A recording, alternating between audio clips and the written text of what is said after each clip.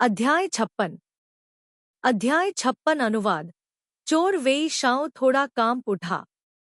अंततः हाथ धीरे धीरे उसके शरीर से हट गया, अंधेरे घूंघट में। लेकिन उसके शरीर को ऊपर की ओर झुका हुआ देखना मुश्किल नहीं था। जब उससे बात की तो यह हमेशा से अलग महसूस हुआ।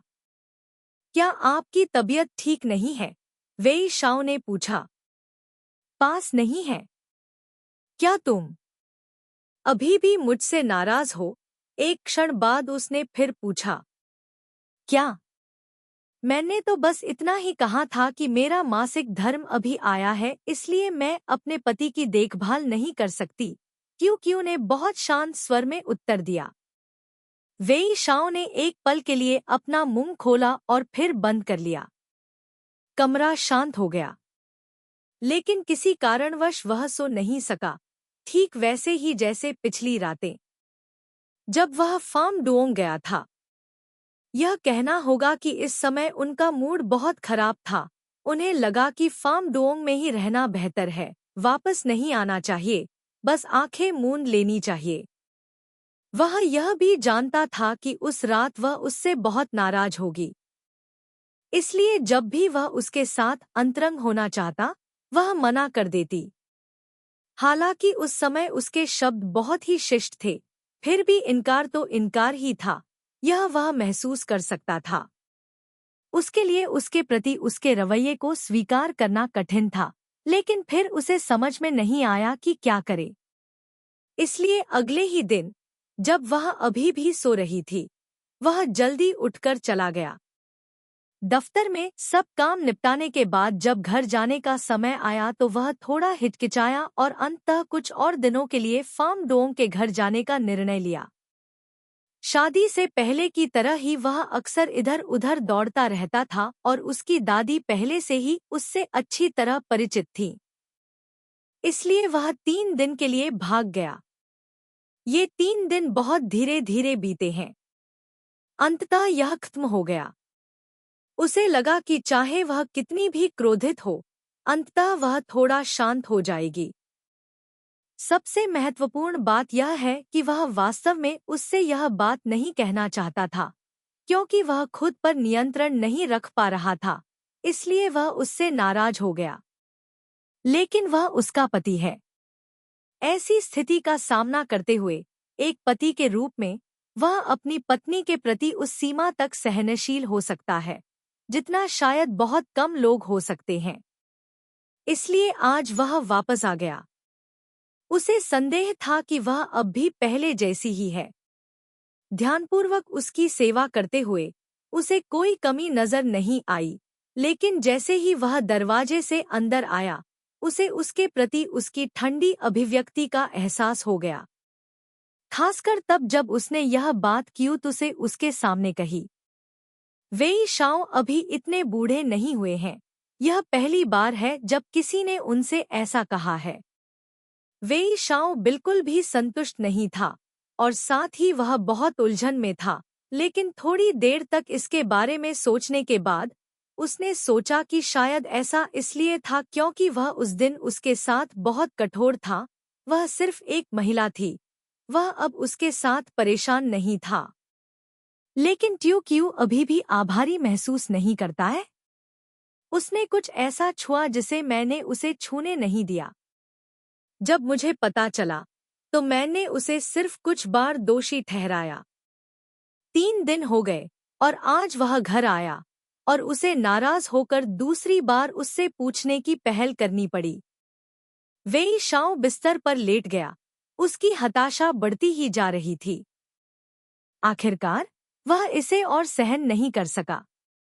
वह धीरे से उठा, पर्दा उठाया, नीचे फर्श पर चला गया, कपड़े पहने और बाहर चला गया।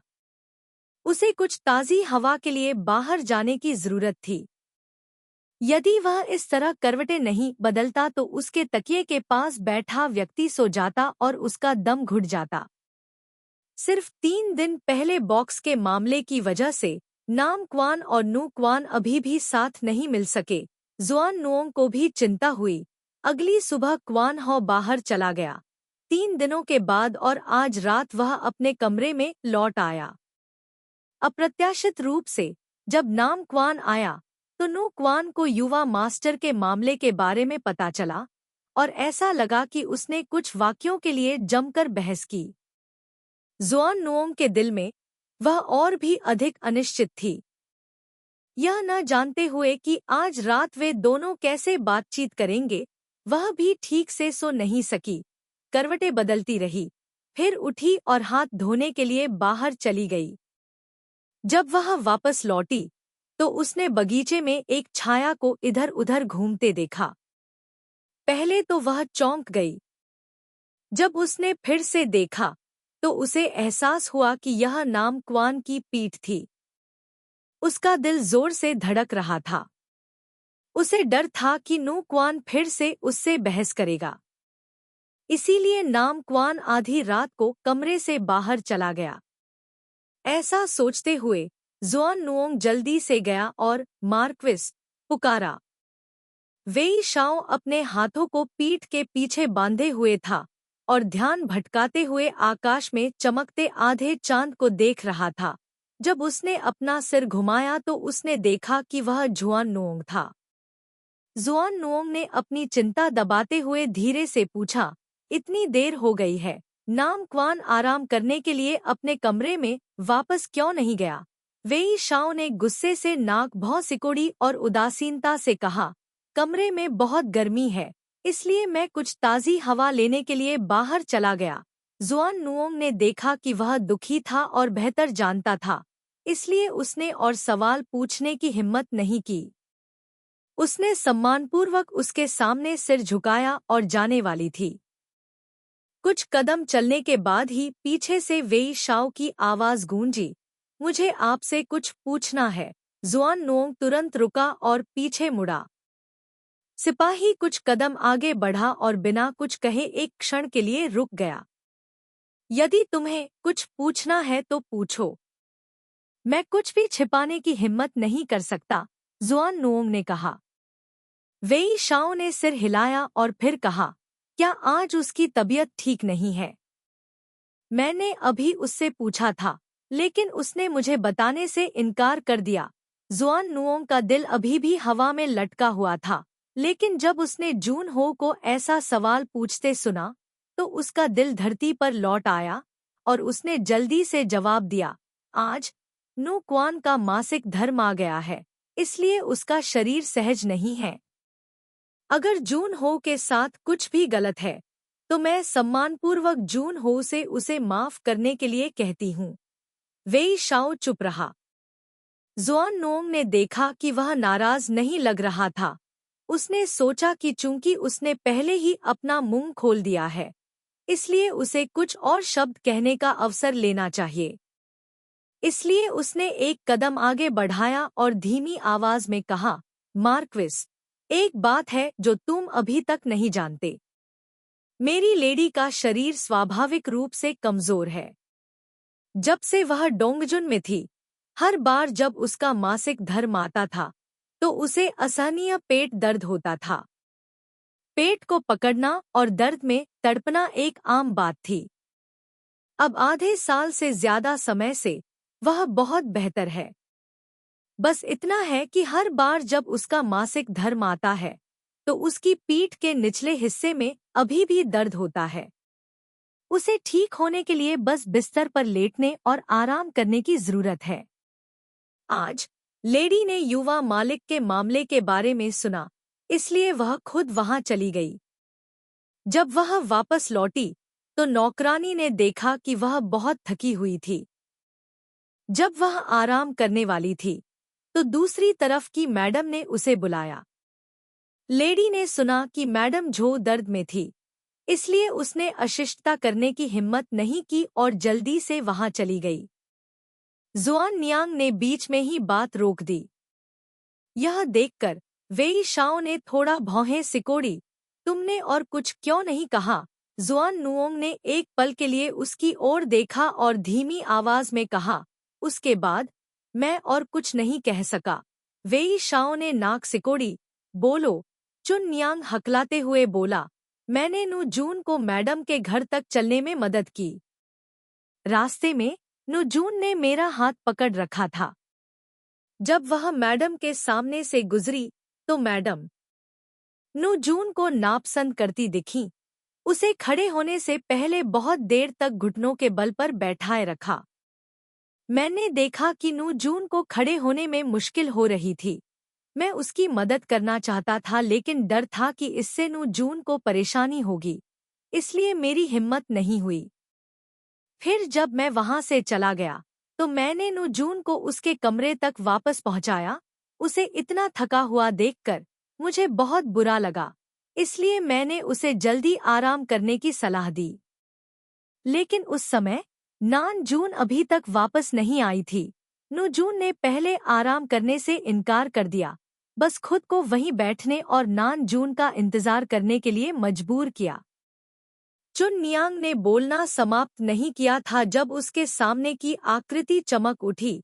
वेई शाओ पहले ही उसके बगल से गुजर चुका था, जल्दी से मुख्य पत्नी की ओर चल रहा था। वह जल्दी से उसके पीछे चली गई। उसे 2-3 सीढ़ियां चढ़कर दरवाजा खोलकर अंदर आते देखकर जुआन नोंग ने राहत की सांस ली। हालांकि ट्यू क्यू बहुत थकी हुई महसूस कर रही थी। उसकी कमर में दर्द हो रहा था और वेई थ्यू उसके बगल में लेटी हुई थी। वह ठीक से सो नहीं पा रही थी, इसलिए वह बस अपनी आंखें बंद करके लेटी रही। वेई शाओ के चले जाने के बाद और वह अकेली सो रही थी।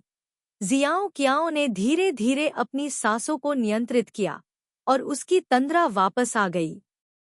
जैसे ही उसे नींद आ रही थी, उसने अपनी आंखों के सामने कुछ चमकता हुआ महसूस किया और चौंक कर जाग गई। उसने हतप्रभ होकर अपनी आंखें खोली और पता चला कि वेई शाओ वापस आ गया था। वह मोमबत्ती की छड़ी को हाथ में थामे हुए बिस्तर पर रेंगता हुआ चला गया। उसने फिर से अपनी आंखें बंद कर ली और अपनी आंखों को ढकने के लिए एक हाथ उठाया। उसकी आवाज कुछ हद तक गुस्से में थी और उसने बुदबुदाते हुए पूछा, तुम क्या कर रही हो? वेई शाओ ने वह हाथ खींच लिया जिससे वह अपना चेहरा ढक रही थी और कुछ देर तक उसे देखता रहा। अचानक एक फुसफुसाहट की आवाज के साथ उसने रोशनी बुझा दी। सरसराहट की एक श्रृंखला के बाद जियाओ कियाओ ने महसूस किया कि वह फिर से लेट गया है और वह हाथ उसकी कमर के चारों ओर घूमता हुआ उसके पेट तक पहुंच गया। उसकी हथेली उसे गर्म करने के लिए उस पर दबा रही थी। उसे ऐसा करते देख ट्यू क्यू को जो नींद आ रही थी वह गायब हो गई। उसका शरीर पहले से ही असहज था और वह अभी भी उसे जाने नहीं दे रहा था, जिससे वह और भी परेशान हो गई। ट्यू क्यू ने उसका हाथ कसकर पकड़ लिया और मना करने ही वाली थी कि उसने अपने कान के पास उसकी धीमी आवाज सुनी, तुम्हें सहज महसूस नहीं हो रहा है? जब मैं वापस आया तो तुमने मुझे क्यों नहीं बताया? जब मैं खाना खा रहा था तो तुमने मेरे बगल में बैठकर मुझे परोसने की कोशिश क्यों की? ऐसा नहीं है कि मैं तुम्हारे बिना यह नहीं कर सकता। ट्यू क्यू दंग रह गया। वेई शाओ ने कहा और फिर चुप हो गया। केवल वह हाथ जो उसके पेट पर दबा हुआ था रगड़ना जारी रखा। क्या तुम्हें असहजता महसूस हो रही है? एक क्षण बाद उस व्यक्ति की कोमल आवाज फिर से उसके कानों में गूंजी। थोड़ा कोमल। ट्यू क्यू को थोड़ा अप्राकृतिक महसूस हुआ। वह मचल उठी। मैं ठीक हूं। सो जाओ। वेई शाओ ने उसे अपनी बाहों में खींच लिया, जिससे उनके शरीर एक दूसरे से चिपक गए। अगर भविष्य में कोई असहज बात हो तो मुझसे मत छिपाना। अगर तुम मुझे नहीं बताओगे तो मुझे कैसे पता चलेगा? उसके स्वर में कुछ अप्रियता लग रही थी। ट्यू क्यू ने अपने होंठ काटे और धीरे से ओह कहकर जवाब दिया। वेई यान एक भूखे भेड़िए द्वारा पीछा किए जाने के दुःस्वप्न से जाग गया। उसका दिल अभी भी उसकी छाती में धड़क रहा था। उसने अपनी आंखें चौड़ी की। खिड़की के बाहर आसमान पहले से ही थोड़ा उज्ज्वल था। यह पता चला कि वह इतना नशे में था कि वह बिस्तर के बगल में जमीन पर गिर गया। पूरी रात अपनी पीठ के बल सोता रहा। उसका सिर अभी भी दर्द कर रहा था। अपनी कनपटियों को रगड़े। कल रात की कहानी एक एक करके दोहराई गई। उसे अच्छी तरह याद है कि शाम के समय वह क्यूतू को ला चुंग वार्ड में ले गया था। बैठने के कुछ ही समय बाद क्यूनू आ गया और क्यूतू को जाने के लिए कहा। वह भी उसके सामने अपनी गलती स्वीकार करने गया। वह बहुत गुस्से में दिख रही थी। उससे कुछ देर बात की और फिर चली गई। मंडप में वापस आकर अकेले बैठकर शराब पीने के बाद जब वेई यान को नशे जैसा महसूस होने लगा तो वह अपने कमरे में वापस आ गया। वह अचानक उठकर बैठ गया और उसकी नज़र सामने वाली दीवार पर पड़ी। कल रात उसने जो खूबसूरत महिला खींची थी वह अभी भी वही थी। हंसी से भरी आंखें, कितनी आकर्षक। कई साल हो गए जब मैंने पेंट ब्रश को छुआ था, लेकिन कल रात जब वेई यान ने उसे खींचा, आधा जागा हुआ और आधा नशे में, खून उबलने लगा और उसके शरीर में बहने लगा। उसे एक ही बार में खींच लिया।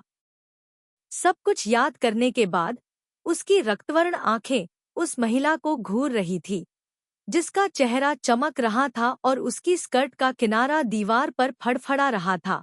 उसकी दिल की धड़कन पहले से भी अधिक तेज हो गई थी।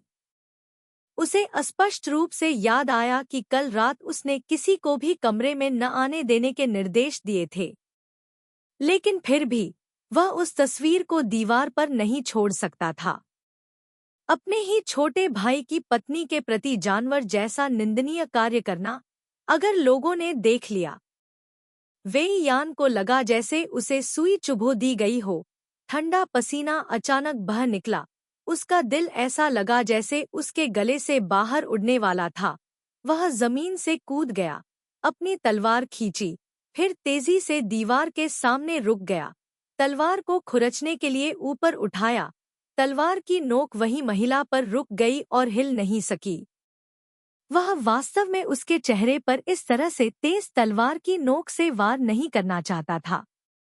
जैसे ही वह हिचकिचा रहा था, उसने बाहर से कदमों की आहट सुनी। यह परिचारक चू क्वेन था जो कई सालों से उसका पीछा कर रहा था। दरवाजे से बोल रहा था, महाराज, आज सुबह दाई क्वान समाचार देने आया है। कृपया एक बार देख लें। वेई यान ने अपनी आंखें घुमाईं। उसने जवाब दिया, रुको, फिर अपनी तलवार रख दी और चला गया।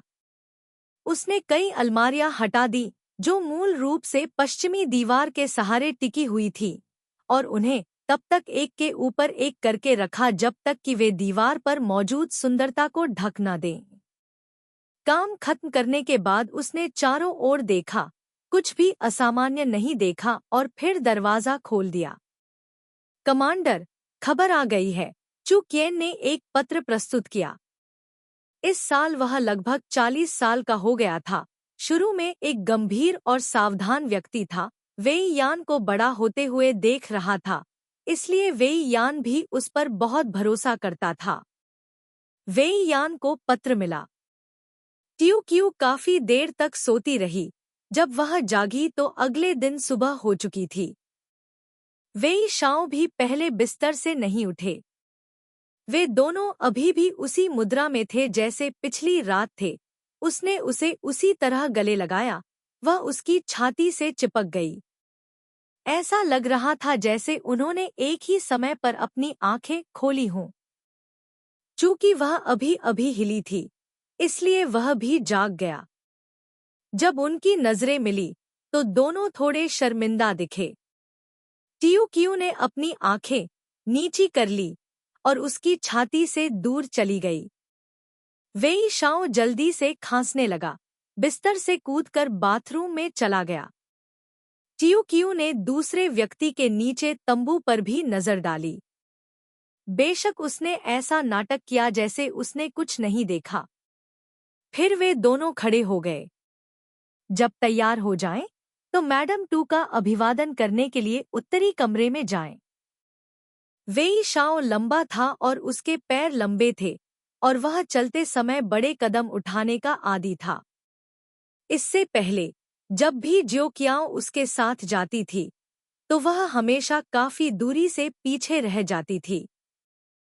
सुबह सुबह वह अलग दिख रहा था, उसके बगल में धीरे धीरे चल रहा था, न तेज न धीमा।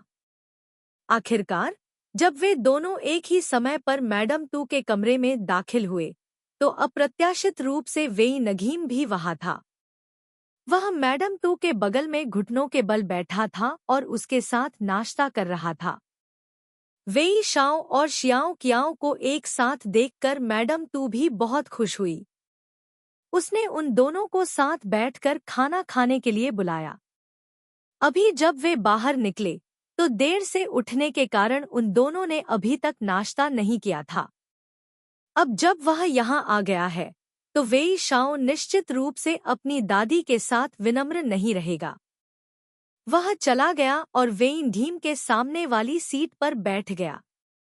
यह देखकर कि उसकी आंखें अभी भी लाल थी, वेई शाओ ने सहजता से मुस्कुराते हुए कहा, क्या आप कल रात ठीक से सोए नहीं, बड़े भाई? मैडम तू ने भी वेई नगीम को देखा और उसे प्यार से दोषी ठहराया। तुम हर काम में अच्छे हो लेकिन फिर भी शराब पीते हो। भविष्य में नशे में मत पड़ना, यह तुम्हारे स्वास्थ्य के लिए बुरा है। वेई नगीम ने उत्तर दिया, दादी की शिक्षाएं सही हैं, मैं उन्हें ध्यान में रखूंगा। मैं भविष्य में ऐसा दोबारा करने की हिम्मत नहीं करूंगा। याद रखना। मैडम तू ने ऊपर देखा और देखा कि टियो कियू ने बिना आए ही उनका अभिवादन किया।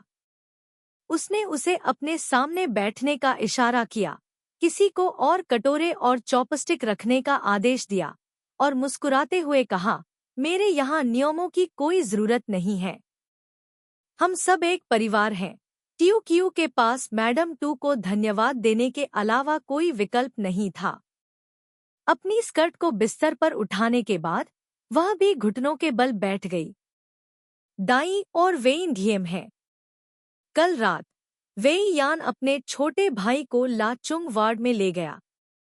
उस मामले की वजह से जियाओ कियाओ के मन में अभी भी उसके प्रति द्वेष था। मैडम तू के सामने बैठने के बाद बेशक उसने उसकी तरफ देखने की हिम्मत नहीं की। जब उसने देखा तो वह हमेशा की तरह उसे अंकल कहकर पुकारती रही। वेई नगीम ने हल्का सा सिर हिलाया, उसकी ओर देखने की हिम्मत नहीं हुई और जल्दी से नजरें फेर ली। चुपचाप नाश्ता खत्म करने के बाद सभी ने अपने मुंह धोए और टेबल साफ होने का इंतजार किया। वेई यान ने मैडम जू को प्रणाम किया और कहा, आज सुबह मैं दादी को अलविदा कहने आया हूँ। पिछली बार यह आपके जन्मदिन पर था। मैं केवल युयांग गया था। मैं यहाँ कई महीनों से हूँ। दाजुन में मेरा अभी भी कुछ अधूरा काम है। चूंकि मैं पिछले 2 दिनों से खाली हूँ, इसलिए मैं वापस जाकर काम निपटाना चाहता था। मैं आज जा रहा हूँ, इसलिए मैं सुबह होते ही दादी को अलविदा कहने आया हूँ। मैडम तू ने सिर हिलाया, अगर आप व्यस्त हैं तो जाइए। मैं अभी भी बहुत स्वस्थ हूँ, इसकी चिंता मत कीजिए। वेई शाओ ने यह भी पूछा, आप इस समय वापस क्यों आए, बड़े भाई? लोकलाई सम्मेलन कुछ ही दिनों में है। मैं आपको कैसे याद कर सकता हूँ? वेई नगीम ने मुस्कुराते हुए कहा, दाई क्वान में मामला खत्म करने के बाद मैं जल्दी से वापस लौटने की कोशिश करूंगा। मैं लोकली सम्मेलन को कैसे छोड़ सकता हूँ? यह बहुत अच्छा है। वेई शाओ ने सिर हिलाया, जब आप चले जाएंगे तो मैं आपको शहर से बाहर ले जाऊंगा। अध्याय 57। वेई यान घर लौटने के लिए वेई हवेली से निकल गया। झो क्वान ने उसके लिए पहले से ही अपना सामान पैक कर रखा था। वेई यान की 3 रखैलें भी मौजूद थी।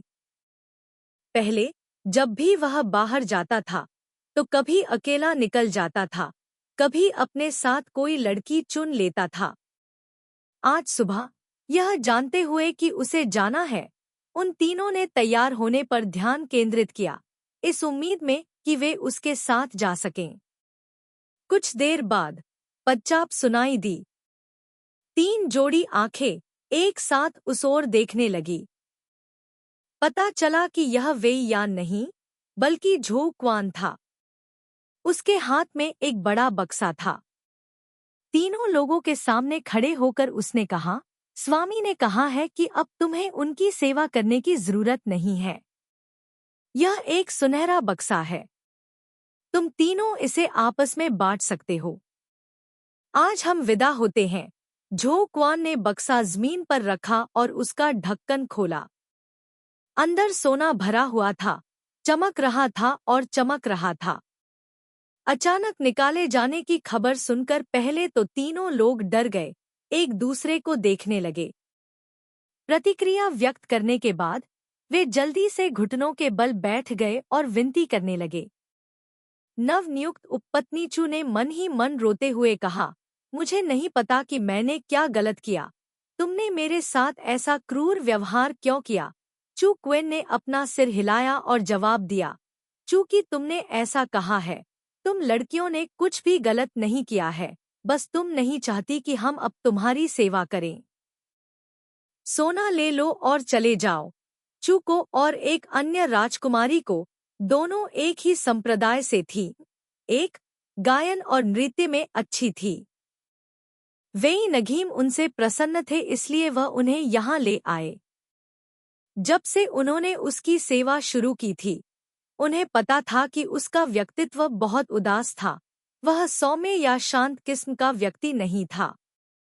हालांकि वे आम तौर पर उसके साथ व्यवहार कुशल थे, फिर भी वे अपने दिल में उससे कुछ हद तक डरते थे। अब दूसरे व्यक्ति ने अपना चेहरा दिखाने की भी जहमत नहीं उठाई। झो क्वान के स्वर को सुनकर कोई भी बता सकता था कि उन्हें भगाने का निर्णय पहले ही लिया जा चुका था। अगर वे रुकने की कोशिश करते तो वे उसे फिर से पागल कर देते। इसलिए वे केवल अपने आंसू पहुंच सकते थे और प्रत्येक ने सोना लिया और अपना सामान पैक करने के लिए अपने कमरे में लौट आए। इस पर चर्चा करने के बाद वे केवल गिल्ड में वापस जा सकते थे और हमेशा की तरह अपना व्यापार कर सकते थे। सौभाग्य से दोनों लड़कियां अभी भी जवान और सुंदर थीं, और वेई यान ने उन्हें उदारता से मुआवजा दिया। अगर उन्हें भविष्य में कोई उपयुक्त पति मिल जाता तो वे उससे शादी कर लेतीं। भले ही उन्हें कोई न मिले, लेकिन इस राशि से उन्हें अपने जीवन के बाकी समय में भोजन और कपड़ों की चिंता नहीं करनी पड़ती। एक गिल्ड, वह स्थान जहां झू जी और वांग जी चले गए, लेकिन शेष पसंदीदा उपपत्नी लैन यू पहले की तरह ही रहीं। वह 3 साल से वेई यान के साथ थी। उस समय वेई यान का आक्रमणकारी हूणों से टकराव हुआ था। हूणों को भगाने के बाद वेई यान ने बंदी महिलाओं के एक समूह को बचाया। लैन यून उनमें से एक थी। उसने कहा कि उसके माता पिता दोनों मर चुके हैं, और उसने वेई यान से विनती की कि वह उसे अपने पास रखे। वेइन ढीम ने देखा कि वह सुंदर और साफ सुथरी थी, इसलिए उस रात उसने उसे रखने का फैसला किया। यह लैन यून लड़की न केवल सुंदर है, वह पुरुषों के दिलों को भांपने की क्षमता भी रखती है। बिस्तर में उसका कौशल भी बेहद समृद्ध है। 3 साल बीत चुके हैं, उसने अपने साथ कई महिलाओं को बदला है, लेकिन लैन यून अभी भी उसके साथ सेवा कर रही है। झो क्वान ने उसका चेहरा खाली देखा, बिना हिले डुले वहीं खड़ा रहा। उसने अपना सिर थोड़ा हिलाया। एक पल बाद वेई यान जल्दी से कमरे से बाहर चला गया, परिचारक के हाथों से घोड़े की लगाम ली, और जब वह सवार होने वाला था, लैन यून जल्दी से पीछे से भागी, वेई यान को रोकते हुए, आंसू बहाते हुए।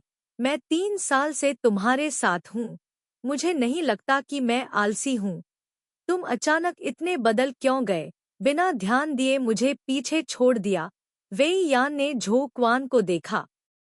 झो क्वान शर्मिंदा था और जल्दी से समझाया, तुम्हारी अधीनस्थ ने अभी अभी तुम्हारे इरादे बताए हैं, लेकिन वह नहीं जाने का दृढ़ निश्चय कर चुकी है। तुम्हारी अधीनस्थ भी असहाय महसूस करती है। वेई यान ने कहा, उसे दे दो, सोना डालो। अगर वह नहीं जाती तो तुम कोई और ढूंढो और उसकी शादी कर दो। बोलने के बाद वह पलटा और अपने घोड़े पर सवार हो गया। घोड़े की टापों की आवाज के साथ लोगों का समूह पलक झपकते ही गायब हो गया था। लैन यू ने वी यान के समूह को धीरे धीरे दूर जाते हुए देखा। उसके चेहरे पर आंसू बह रहे थे। वी शाओ ने व्यक्तिगत रूप से वी यान को 10 मील से अधिक दूर उत्तरी द्वार तक पहुंचाया। जब वे आखिरकार रुके तो वे दोनों अपने घोड़ों से उतर गए और अलविदा कहने के लिए सड़क के किनारे खड़े हो गए। उस समय दादी भी जाकर देखेंगी। उन्हें देखने दे कि यूझो के बहादुर योद्धा कैसे अपनी ताकत दिखाते हैं। बड़े भाई को अनुपस्थित नहीं होना चाहिए, वी यान ने जवाब दिया। दूसरे भाई निश्चिंत रहें। एक बार दाजुन में मामला सुलझ जाने के बाद मैं निश्चित रूप से आऊंगा और भाग लूंगा। वेई शाओ ने सिर हिलाया। वेई यान ने देखा कि वह कुछ कहना चाहता था लेकिन रुक गया। उसने मुस्कुराते हुए पूछा, दूसरे भाई, क्या आप कुछ और कहना चाहते हैं? वेई शाओ ने एक पल के लिए हिचकिचाहट की, फिर अपना सिर पीछे की ओर देखा। यह देखकर कि परिचारकों का समूह काफी दूर था, उसने फुसफुसाते हुए पूछा, यह कुछ भी नहीं है। मैं बस अपने बड़े भाई से यह पूछना चाहता हूँ कि महिलाओं को आम तौर पर क्या पसंद है। वेई यान दंग रह गया। इसके बारे में सोचते हुए वह तुरंत समझ गया। वह यह भी जानता था कि वेई शाओ को महिलाओं के साथ रहने की आदत नहीं थी। अचानक खुद से यह सवाल पूछते हुए वह जिस व्यक्ति को खुश करना चाहता था वह निश्चित रूप से क्यों नू था। ngू थियू ने दिखावा किया कि कुछ हुआ ही नहीं। उसने घबराते हुए समझाया, जब से उसकी शादी मुझसे हुई है मैंने देखा है कि वह अपनी दादी और माँ का बहुत अच्छे से ख्याल रखती है।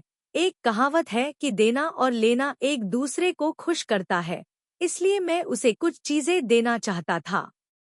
मैंने देखा कि उसे पैसे भी पसंद नहीं थे, लेकिन पैसे के अलावा मुझे नहीं पता था कि उसे और क्या देना है, इसलिए मैंने तुमसे पूछा।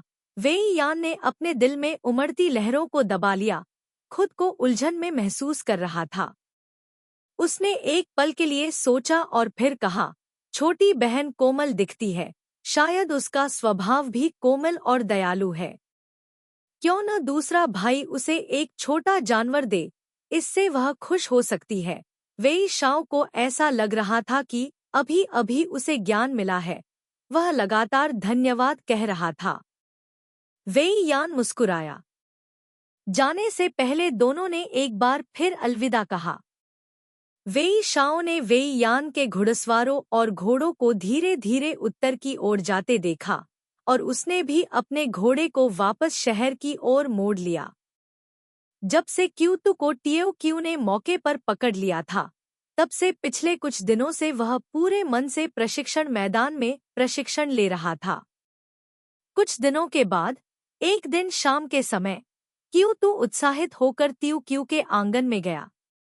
जियाओ क्याओ भी कमरे में थी। अपने छोटे भाई को उत्साह से उसे पुकारते हुए सुनकर वह बहुत खुश लग रहा था। वह भी बाहर देखने गई। क्याओ सी जमीन पर बैठी थी। उसके चारों ओर कई नौकरानियां अपनी पीठ झुकाए खड़ी थी, फुसफुसा रही थी और चर्चा कर रही थी।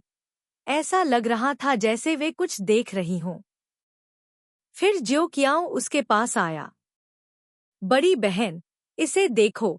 क्याओ सी ने उस चीज को गले लगाया जो अभी अभी जमीन पर रखी थी और जल्दी से उसकी ओर दौड़ी। तभी ज्यो क्याओ ने देखा कि उसकी बाहों में एक छोटी सी बिल्ली थी, जिसका गोल मटोल सिर, छोटे कान, साफ आंखें, एक नीली, एक अंबर जैसे दो रत्न जिन्हें किसी ने उनमें जड़ दिया हो, और रोएदार फर जो मांस के टुकड़े से अलग नहीं था। क्याओ सी जिस बिल्ली को पकड़े हुए थी, वह थोड़ी डरी हुई थी। उसके गुलाबी पैर उसे इधर उधर धकेलते रहे और उसने कुछ और बार म्याऊ की, जिससे अन्य लोग बहुत स्नेही हो गए। ज्यो क्याओ आश्चर्यचकित था और उसने कहा, यह कहाँ से आया? क्याओसी ने उत्तर दिया, मेरे जीजा ने इसे मुझे दिया था। उन्होंने कहा कि इस बिल्ली को जन्म के तुरंत बाद सड़क पर फेंक दिया गया था और कोई भी इसे पालना नहीं चाहता था। मेरे जीजा ने इसे देखा और इसे देखकर दुखी हुए, इसलिए उन्होंने इसे उठाया और मुझे इसे पालने के लिए आपके पास लाने के लिए कहा। यह वह कर्ज है जिसकी वजह से मेरे भाई ने अपनी पत्नी को लगभग खो दिया। खुश स्माइली। इसका कारण साइड स्टोरी में है। के जियो कियाओ को पता था कि यह झूठ था जैसे ही उसने इसे सुना। यह बिल्ली एक फारसी बिल्ली है जो मध्य मैदानों में अत्यंत दुर्लभ है। केवल कुछ पश्चिमी व्यापारी ही इसे लुओयांग में लाकर कुलीन महिलाओं को ऊंचे दामों पर बेचते थे। कोई चीज जितनी दुर्लभ होती है उतनी ही महंगी होती है। इसके अलावा यह बिल्ली उच्चतम गुणवत्ता की है। आप इसे केवल बहुत सारा पैसा खर्च करके नहीं खरीद सकते। वी शाओ को यह सौभाग्य कैसे मिला कि वह इसे सड़क पर कुत्ते की तरह मक्खी पकड़ने के लिए उठा ले गया। लेकिन यह बिल्ली सचमुच प्यारी लग रही है। क्यों तुको उसे देते देख। तियो क्यू ने अनजाने में उसे ले लिया और अपनी छाती से लगा लिया। बूढ़ी नौकरानियों और नौकरानियों ने शोर सुना और देखने के लिए चारों ओर इकट्ठा हो गईं। उन्होंने सुना कि जून हो ने बिल्ली को नू जून को दे दिया। उन्होंने इसकी प्रशंसा की और फिर जल्दी से इसके लिए एक घोंसला बनाने के लिए कपड़े की तलाश की। पश्चिम कक्ष अचानक हलचल से भर गया और अंधेरा होने पर यह धीरे धीरे शांत हो गया। पहले तो बिल्ली अजनबियों से थोड़ा डरती थी और थोड़ी देर के लिए कमरे में छिप जाती थी। बाद में यह बहादुरी से बाहर आ गई। जियो क्याओ ने थोड़ी देर उसके साथ खेला और फिर उसे घोंसले में ले गया। वेई शाओ रात के खाने के लिए वापस नहीं आया। जियाओ कियाओ ने खाना पीना और नहाना समाप्त कर लिया था, तभी आसमान में अंधेरा छा गया था। एक लंबी गर्मी की रात में जियाओ कियाओ अपने कमरे में टिमटिमाती मोमबत्ती की रोशनी में बौद्ध धर्म ग्रंथों की नकल करते हुए बैठी थी। कुछ ही पंक्तियों के बाद उसने दरवाजे के बाहर पदचाप सुनी। शायद वेई शाओ वापस आ गया था। वह अपनी कलम नीचे रखकर उसका अभिवादन करने के लिए खड़ी होने वाली थी, लेकिन वेई शाओ पहले ही उसके पीछे आ गया था। एक नज़र डालने के लिए अपना सिर बाहर निकाला और फिर प्रशंसा की। आपकी लिखावट सुंदर है। जियाओ कियाओ मुस्कुराई, अपनी कलम नीचे रखी, खड़ी हुई और उसकी ओर मुड़ी। वेई शाओ को अचानक कुछ याद आया और उसने इधर-उधर देखा। आज मैंने जो बिल्ली उठाई है, क्या वह तुम्हें पसंद है? जियाओ कियाओ ने उसे गंभीरता से उस बिल्ली पर जोर देते हुए देखा जिसे उसने उठाया था, और उसके दिल में और भी मजाक उड़ा।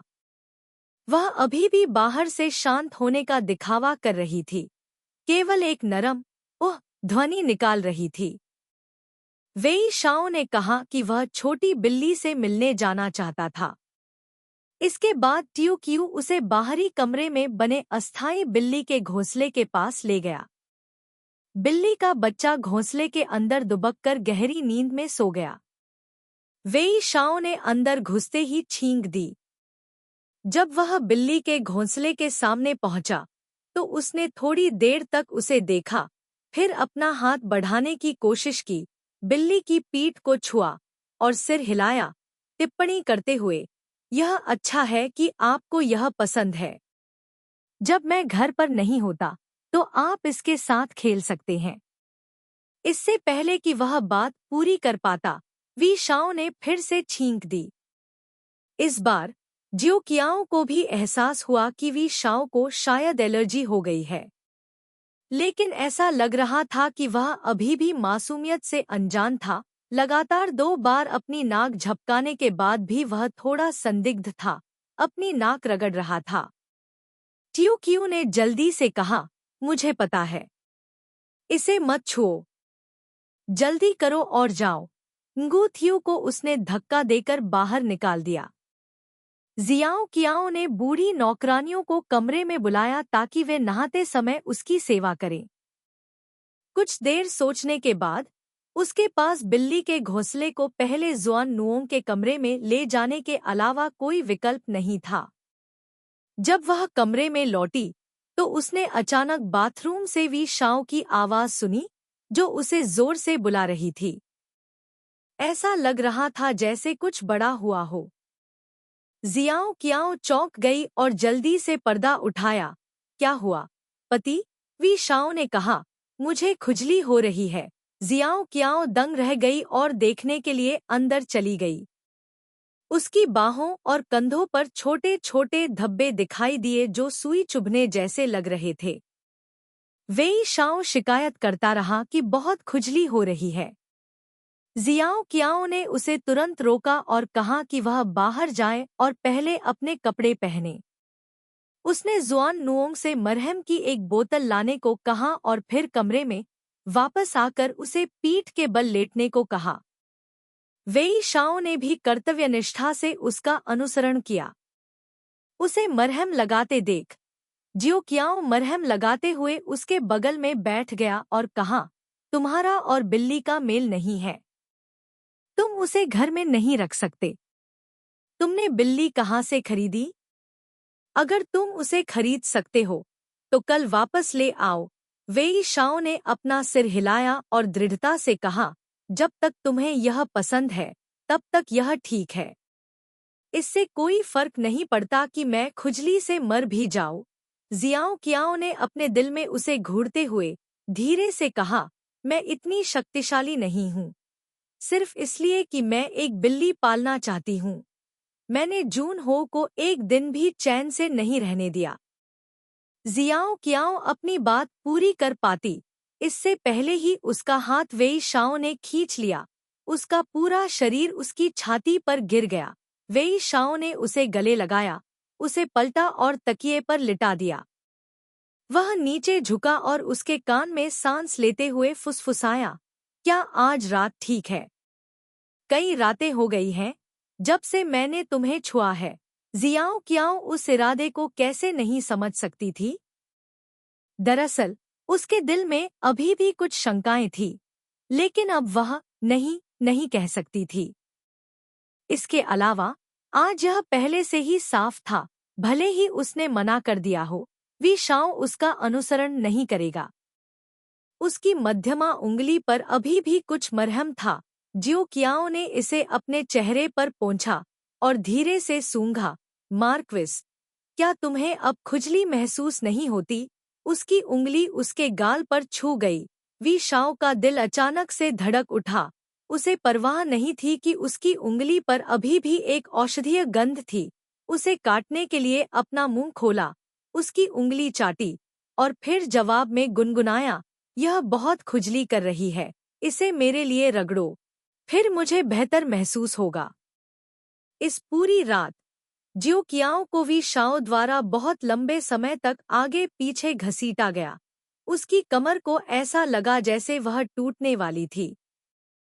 वह पहले नहीं जानती थी, लेकिन यह पता चला कि एक बार वी शाओ को आज़ाद होने की अनुमति मिल गई तो उसे पता नहीं चलेगा कि बेशर्मी क्या होती है। वह सभी तरह की बेशर्मी से मांग कर सकता था, फिर भी उसकी अभिव्यक्ति बिल्कुल नहीं बदली। उसने न केवल यह कहा, बल्कि उसे यह कहने के लिए मजबूर भी किया।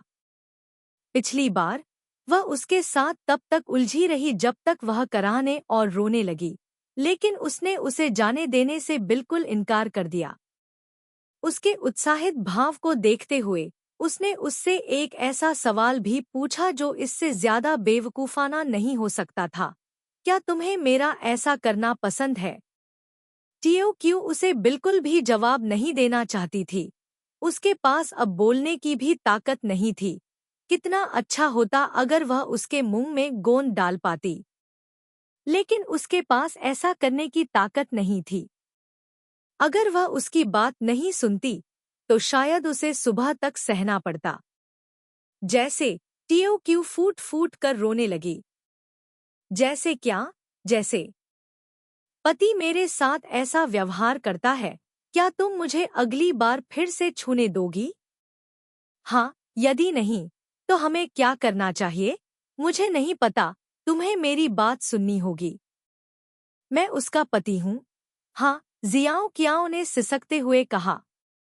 वेई जुनहो का मन और दिल दोनों संतुष्ट थे और वह आखिरकार नरम पड़ गया और पीछे हट गया। जियाओ कियाओ ने अपनी आंखें बंद कर ली और सोने ही वाली थी जब अचानक उसके दिमाग में एक विचार आया। जब वह अभी भी शिंदू में थी, जब वह पहली बार उससे मिली थी, तो वह दिन के समय वेदी पर जाती थी, उसे लगातार अंदर बाहर आते जाते देखती थी और वह अपनी जीभ चटकाती थी और महसूस करती थी कि यह व्यक्ति कुत्ते की तरह जल्दबाजी में है। अब यह अच्छा था, जब रात में थकने की बारी उसकी थी, तो वह कुत्ते से अलग नहीं थी। वह इस तरह का जीवन कैसे जी सकती थी? अध्याय 58। वेई यान उसी रात दाई क्वान की ओर भागा। रात के तीसरे पहर में वह शहर से निकल गया और जंगल में अकेला चल पड़ा। उसने दूर के हरे पहाड़ों और गहरे नीले आसमान में चमकते चांद को देखा। उसका चेहरा चुपचाप खड़ा था। एक पल बाद 2 युद्ध के घोड़े उसके पीछे सरपट दौड़ रहे थे। जैसे ही वे निकट आए, उनमें से एक व्यक्ति पहले अपने घोड़े से उतरा, तेजी से वेई यान के पास गया और उसके सामने सिर झुकाकर प्रणाम किया। This was the Hun's chief cavalryman, Hu Yan Lai, who had been released by Wei Yan. Wei Yan angrily said, "You're really bold, daring to lead people for a walk at the border again. If the armies fight, do you think I'll show mercy?" Hu Yan Lai bowed, "Young master, please calm down. I don't dare to cause any trouble. Actually, I sent news to young master several times before but didn't get a reply, so I had no choice but to come here to see young master once. However, young master doesn't know that last month, Wang was assassinated, an arrow shot into his chest, but luckily he was wearing armor. Thanks to that he escaped a disaster, but he was still seriously injured, and until now Wang has not fully recovered. The left Xian king has been pressuring him step by step, wanting to push him to death. The 4 great clans in the Huns, other than the Hu Yan family, are loyal to Wang. The Lang clan is uncertain. The 2 Bo clan and the He clan all listen to the left Xian king's orders. Wang really needs young master. वापस आओ और मदद करो। यह कहने के बाद वह फिर से झुक गया। वेई यान लंबे समय तक चुप रहा। फिर उसने ठंडे स्वर में फिर से पूछा, क्या उसके कोई वंशज नहीं है? उसे मुझे वापस आने के लिए क्यों मजबूर करना चाहिए? Hu Yan Lai turned his head to look behind him. Wei Yan also turned to follow his gaze. Under the moonlight, he saw another man jump off his horse and walk towards this place. When he got closer, he gradually saw clearly. The other party was wearing black clothes, deer-shaped boots, and a slightly skinny body. Although he was already middle-aged, his face was still as majestic as before, proving that he was also extremely handsome when he was young. Of course, this person was also a Xiongnu, but if he changed into a Ha robe, perhaps his demeanor would be just as outstanding. After Hu Yan Lai stood up, he took a step back, saluted the middle-aged man, and called out, "Your Majesty." Wei Yan was momentarily stunned. Unexpectedly, the middle-aged man accompanying Hu Yan Lai this time was none other than the King of the Sun, Wu Zhuqiu. Seeing him come and stop in front of him, their eyes met, his expression gradually becoming tense. Under the silvery moonlight, Wu Zhuqiu's face seemed a bit pale. वह बिना पलक झपकाए वेई यान को देखता रहा, उसका चेहरा उत्साह से भरा हुआ था। अचानक, वह एक कदम आगे बढ़ा, वेई यान को पुकारा, "मेरा बेटा," और आगे बढ़ा, जैसे कि वह उसका हाथ थामना चाहता हो। वेई यान ने एक कदम पीछे हटते हुए उदासीनता से कहा, मेरे पास कोई ऐसा पिता नहीं है जो जियोनग्नु हो। 28 साल पहले मेरे पिता मुझे जन्म देने से पहले ही गुजर गए थे। वो झोंकुओं का हाथ हवा में रुक गया और धीरे धीरे नीचे आ गया। वह कुछ पल के लिए चुप रहा और फिर बोला, मुझे पता है कि तुम्हारे लिए मुझे तुरंत स्वीकार करना मुश्किल होगा। इस बार मैंने सीमा पार करके यहाँ आने का जोखिम उठाया, न कि आपको मुझे स्वीकार करने के लिए मजबूर करने के लिए। यह सच था कि उस वर्ष मेरी माँ को जियोनग्नु जनजाति में वापस लौटने के लिए मजबूर किया गया था। वह और मैं 3 साल तक साथ रहे और तीसरे साल वह अंततः गर्भवती हो गई। जब वह 5 महीने की गर्भवती थी, उस समय न्गुयेत थी एक ने विद्रोह कर दिया।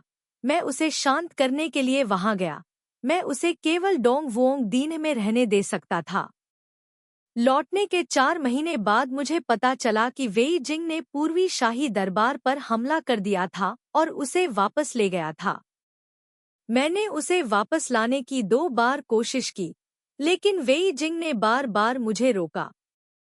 मैंने शांति के लिए संदेश भेजा, लेकिन उसने मेरी बात अनसुनी कर दी और मेरे संदेशवाहक को भी मार डाला।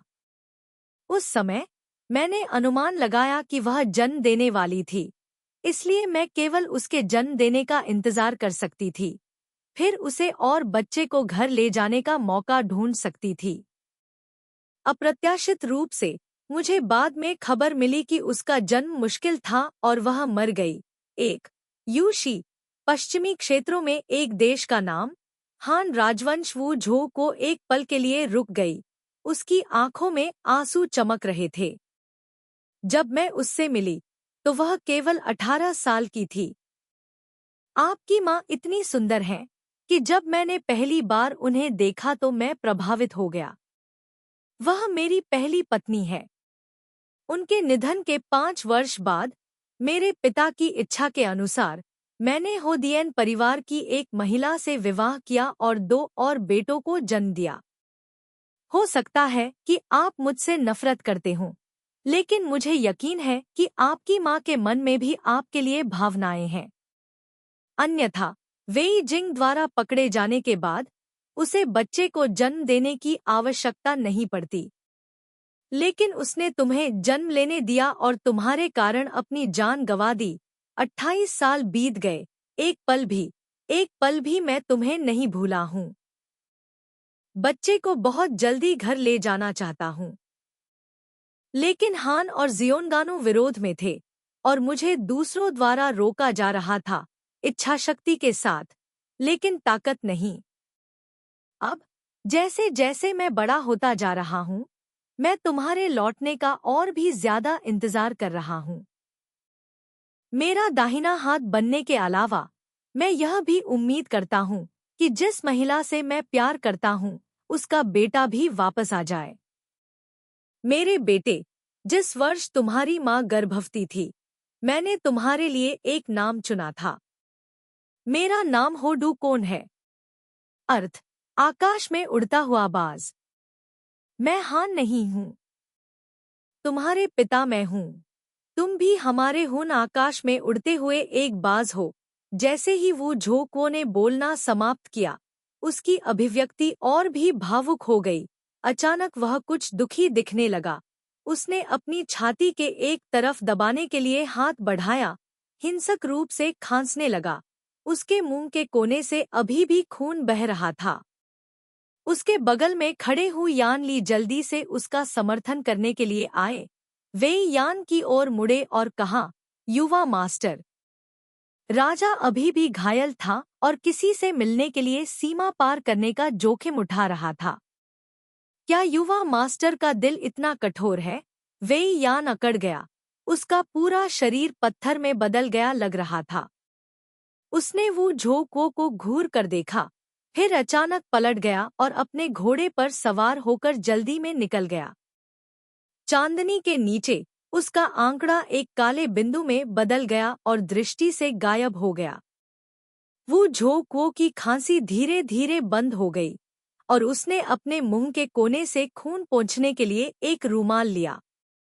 वांग, यंग मास्टर इतने दृढ़ हैं, वांग यू यांग में यंग मास्टर की असली पहचान की खबर क्यों नहीं फैलाते हैं? इस तरह अकेले सीमा पार करने का जोखिम उठाकर समय और प्रयास क्यों बर्बाद करें? जब तक सबको पता है कि यंग मास्टर हान नहीं है, तब तक बेशक वेई परिवार उसे नहीं रख सकता। उस समय राजा से मदद मांगने के अलावा यंग मास्टर के पास और क्या रास्ता है? हु यानली एक असहाय अभिव्यक्ति के साथ अधीर था।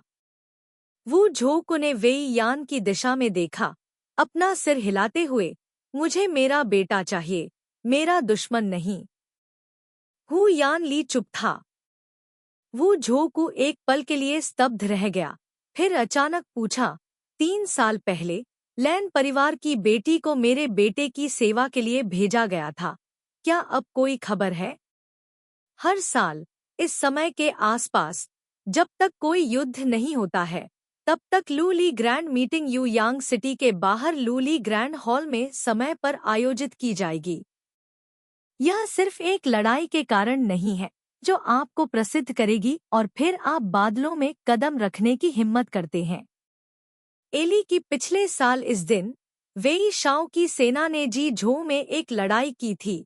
पिछले साल इस समय वह और चेन जियांग इसके लिए प्रतिस्पर्धा कर रहे थे।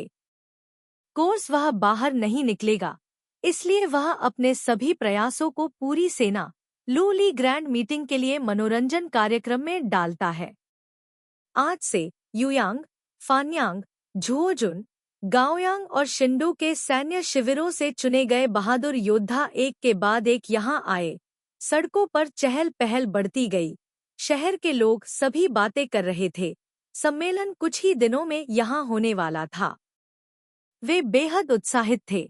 सैनिकों को मार्शल आर्ट में प्रतिस्पर्धा करते देखने के अलावा उन्हें जुन्हों की महिला रिश्तेदारों से मिलने का भी अवसर मिला।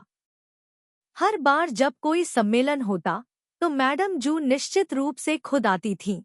वह भी बहादुर योद्धाओं को मार्शल आर्ट में प्रतिस्पर्धा करने में मदद करने के लिए।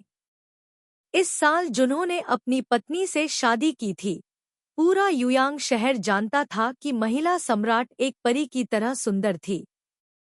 सामान्य दिनों में उससे मिलना दुर्लभ था, इसलिए उस दिन रानी अपना चेहरा जरूर दिखाती। वह उसे करीब से देखने का मौका पाने के ऐसे आशीर्वाद को कैसे छोड़ सकता था? वी शाओ हाल ही में बहुत व्यस्त था। जब से उसने उसके साथ सोने का स्वाद चखा था, वह बस यही सोचता रहता था। उसे सुलाने से भी उसे बेहद संतुष्टि महसूस होती थी और नए शहर को जीतने के बाद उसे धीरे धीरे उपलब्धि की भावना भी महसूस होने लगी थी। सच कहूं तो यह सच था कि हाल ही में उसके पास यह सोचने का समय नहीं था कि वह उससे पहले कितनी नफरत करता था, वह क्यों परिवार से कितनी नफरत करता था। हालांकि कई बार वह गलती से इसके बारे में सोचता था, लेकिन वह जल्दी से उस विचार को अपने दिमाग से निकाल देता था। हाल ही में वह केवल यह सोचने में व्यस्त था कि बिस्तर पर उस व्यक्ति के साथ सोने की अलग अलग स्थितियों का अनुभव करने के लिए उसके पास और अधिक खाली समय कैसे हो सकता है। हालांकि यूझो मूल रूप से बहुत बड़ा था और जीझो पर हमला करने के बाद कुछ महीने पहले उसने जिंगझो पर भी विजय प्राप्त की थी। इतने सारे शहरों के साथ, भले ही प्रत्येक स्थान पर कुछ खास न हो, फिर भी एक या दो चीजें थी जिनकी उसे जरूरत थी। हर दिन कुछ से निपटना बाकी था और उन सभी को युयांग भेजा गया, इसलिए उसके हाथों में एक बड़ा ढेर था। जब वह बाहर लड़ रहा था तो यूझो सरकारी कार्यालय के सभी दस्तावेज वेई यान द्वारा संभाले गए थे। अगर वेई यान यहाँ नहीं होता तो गोंगसुन यांग और मुख्य दूत वेई क्वान होते। दुर्भाग्य से वेई क्वान को जिन्यांग भेजा गया था और हाल ही में गोंगसुन यांग को अपनी पिछली सूखी खांसी से फिर से परेशानी हुई थी। उसे कमरे में बैठे बैठे इतनी जोर से खांसते हुए देखना कि वह अपने फेफड़ों से उल्टी करना चाहता था, चाहे वी शाओ की चमड़ी कितनी भी मोटी क्यों न हो। उसे समाचार देने के लिए कार्यालय में जल्दी जाने और देर से वापस आने के लिए मजबूर करना असुविधाजनक था। इसे किसी और को सौंपना अनुचित होगा। अंत में उसे खुद ही यह करना पड़ा। दिन बस यही चाहता था कि यह लंबा हो। रात एक हाथ की लंबाई जितनी छोटी थी। यह हाल ही में वेई शाओ की गहरी भावना थी। इसलिए आज शाम को दस्तावेजों के आखिरी ढेर से छुटकारा पाने के बाद जब वेई शाओ सरकारी कार्यालय के दरवाजे से बाहर निकला तो हर कदम ऐसा लगा जैसे उड़ रहा हो। सुबह सुबह दरवाजा छोड़ने से पहले उसने और जियाओ कियाओ ने एक दूसरे को पहले ही बता दिया था कि वह शाम को थोड़ा पहले वापस आएगा और उसके साथ खाना खाएगा। अभी अभी वह किसी बात में उलझा हुआ था। अब जब वह खड़ा हुआ तो उसे लगा कि शाम होने वाली है। वेई शाओ अपने घोड़े की लगाम थामे सरकारी दफ्तर के गेट के सामने पत्थर की सीढ़ियों से कुछ कदम नीचे उतरा। घोड़े पर चढ़ने ही वाला था कि उसने एक खूबसूरत युवती को दूसरी तरफ से आते देखा। उसने इस महिला को पहले भी देखा था। वह उसके चचेरे भाई वेई यान की पसंदीदा उपपत्नी थी। मैं पिछले 3 साल से उनके साथ हूँ। लेकिन वेई शाओ को उसका नाम नहीं पता था। उसे अपने सामने रुकते देख उसने अनुमान लगाया कि वह वेई नीम से पूछने आई है, इसलिए उसने स्पष्ट रूप से कहा, मेरा बड़ा भाई 2 दिन में वापस आ जाएगा। यह कहने के बाद लैन वैन अपने घोड़े पर चढ़ गया। लैन वैन ने सिर झुकाया और वेई शाओ से कहा, धन्यवाद भगवान जून, मुझे बताने के लिए। मेरा नाम लैन वैन है। मैं वेई जून की वापसी की तारीख के बारे में पूछने के लिए यहाँ नहीं आया हूँ। उसकी वापसी की तारीख का मुझसे लैन वैन से कोई लेना देना नहीं है। इस बार दाई क्वान आने से पहले उसने मुझे भगा दिया और अब उसे मेरी जरूरत नहीं है। वेई शाओ ने उसकी ओर देखा। वेई घियम के आसपास की महिलाएं अक्सर बदलती रहती हैं। वेई शाओ को यह बात पता थी। यह महिला जो खुद को लैन वैन कहती थी, वह सबसे लंबे समय तक उसके साथ रही थी, इसलिए उसे उसका आभास हो गया था। उसे यह कहते हुए सुनकर वेई शाओ ने थोड़ा सिर हिलाया और कहा, अगर तुम्हें कुछ कहना है तो बस उसके वापस आने का इंतजार करो और फिर उसे ढूंढो। यह कहने के बाद उसने अपने घोड़े को जाने के लिए कहा। लैन वान ने फिर कहा, कुछ ऐसा है जो जुन हो को अभी भी नहीं पता है। मैं जुन हो को कुछ बताने के लिए खोजने आया हूँ। आपके बड़े भाई वेई सुजुन आपकी पत्नी के प्रति अपमानजनक रहे हैं। वेई शाओ थोड़ा कांप उठा। वह घोड़े पर बैठ गया और अपना सिर नीचे करके दूसरे व्यक्ति को ध्यान से देखने लगा। उसकी भौहें थोड़ी सिकुड़ी हुई थी। उसकी आवाज भी ठंडी हो गई थी। क्या तुम जानते हो कि बकवास बोलने के लिए तुम्हें किस अपराध की सजा मिलेगी? लैन यू ने जवाब दिया, मैंने जो कहा वह सब सच है। वेई शिजुन ने मानवीय नैतिकता को नुकसान पहुंचाया। उस महिला के बारे में कल्पना करना जिसे उसे छोटी बहन कहना चाहिए था। वेई शाओ की आंखों में ठंडक थी। उसने लैन यू को कुछ देर तक देखा और फिर हर शब्द को दबाते हुए कहा, मैं देख रहा हूँ कि तुम मरना चाहते हो, विभाजन को भड़काने की हिम्मत कर रहे हो।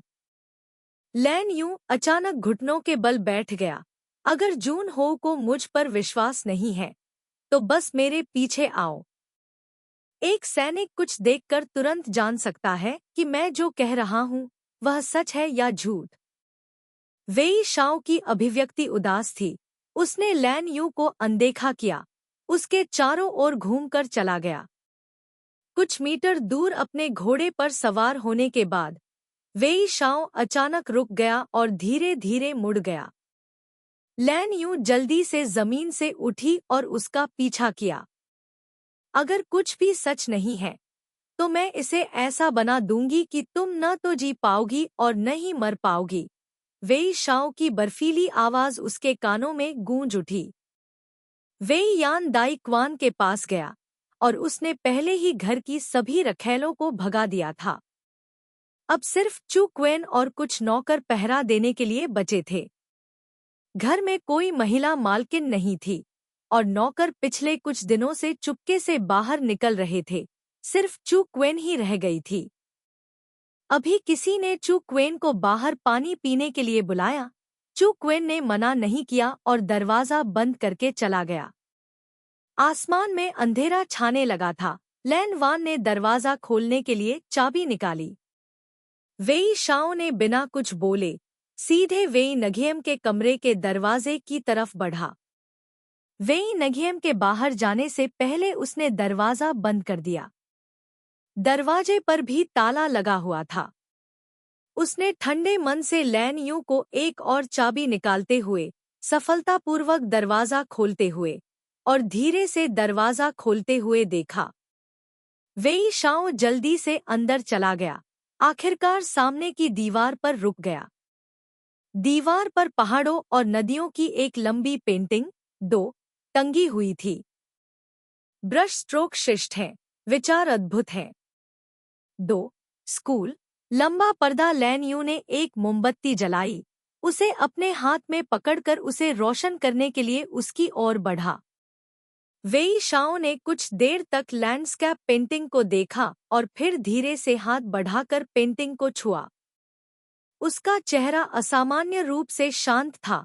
उसके हाथ को ऐसा लगा जैसे उसका वजन 1000 पाउंड हो। उसका हाथ एक पल के लिए हवा में रुका और फिर पेंटिंग को उठा लिया। उसके चेहरे की मांसपेशियां अचानक सख्त हो गईं। उसकी आंखें दीवार पर टिकी थीं। उसका शरीर भी जम गया था। लैन यू, जो उसके बगल में खड़ी थी, ने धीरे से बात की। आंगन ने अकेले पीते हुए हमें आने और उसे लेने के लिए नहीं कहा। फिर वह अचानक अपने कमरे में वापस चला गया और दरवाजा बंद कर दिया, लेकिन उसने इसे कसकर बंद नहीं किया। मुझे संदेह था कि मैं गुप्त रूप से खिड़की के माध्यम से झांक रहा था और उसे इस खूबसूरत महिला को दीवार पर खींचते हुए देखा।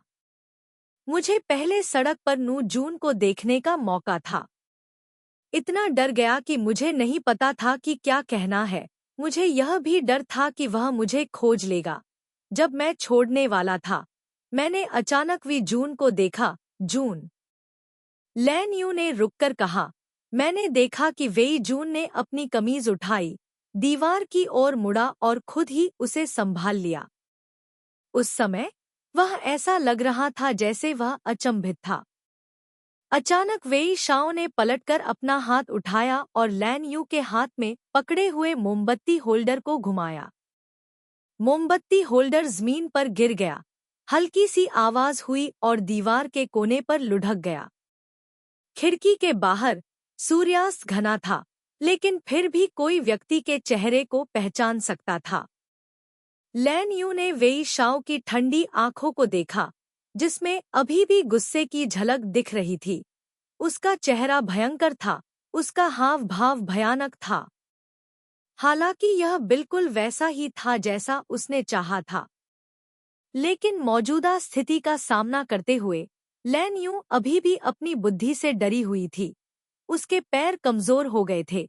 वह अनजाने में घुटनों के बल बैठ गई, अपना सिर नीचे कर लिया और उसकी तरफ देखने की हिम्मत नहीं कर पाई। वेई शाओ वहीं जम गया, शांत कमरे में केवल उसकी भारी सांसें ही सुनाई दे रही थी।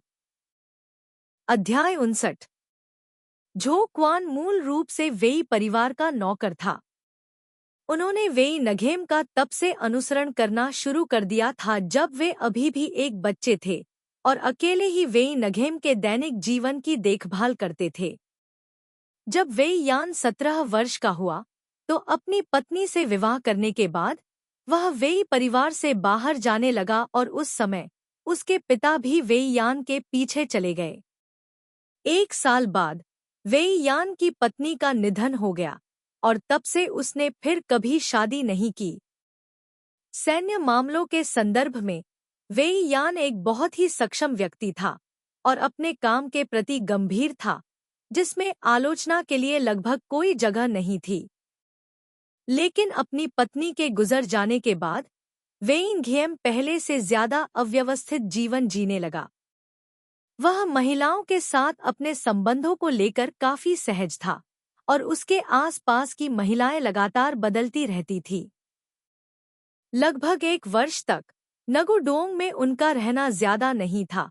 वे यहाँ-वहाँ उड़ते हुए बत्तख के समान रहते थे। मैडम तू अक्सर वेई नघियम की स्थिति के बारे में पूछने के लिए चू क्येन को भी बुलाती थी।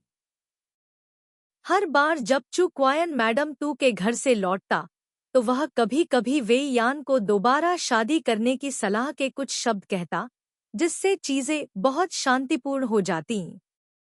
हर बार जब वह यह सुनता तो वेई यान परेशान नहीं होता, वह बस इसे हंसकर टाल देता। इस बार वेई यान दाई क्वान के लिए रवाना हुआ। यात्रा की तैयारी जल्दी में की गई थी। उस दिन प्रस्थान से पहले वेई यान ने घर की सभी रखैलों को भी भगा दिया। चू क्वेन को भी लगा कि वेइनघेम पहले से थोड़ा अलग हो गया है। जब से वेइनघेम घर आया है, वह थोड़ा नाराज लग रहा था और पूरा दिन शांत नहीं बैठ सकता था। अभी-अभी एक परिचित ने उसे बाहर शराब पीने के लिए आमंत्रित किया। मना करने में असमर्थ चू क्वेन के पास उसके पीछे-पीछे अगली गली में एक बार में जाने के अलावा कोई विकल्प नहीं था। उसने अभी कुछ ड्रिंक्स खत्म ही की थी कि उसने देखा कि दरवाजे के बाहर बहुत से लोग लगातार आगे बढ़ रहे थे, दौड़ रहे थे और जोर-जोर से चिल्ला रहे थे। आग लगी है, उसने यह सुना और जल्दी से उठकर बाहर गया ताकि देख सके कि क्या हो रहा है। जिस दिशा से वह अभी आया था, उस ओर देखने पर उसे निश्चित रूप से दूर-दूर तक धधकती आग दिखाई दी। उसे बेचैनी महसूस हुई और वह जल्दी से पीछे मुड़ा।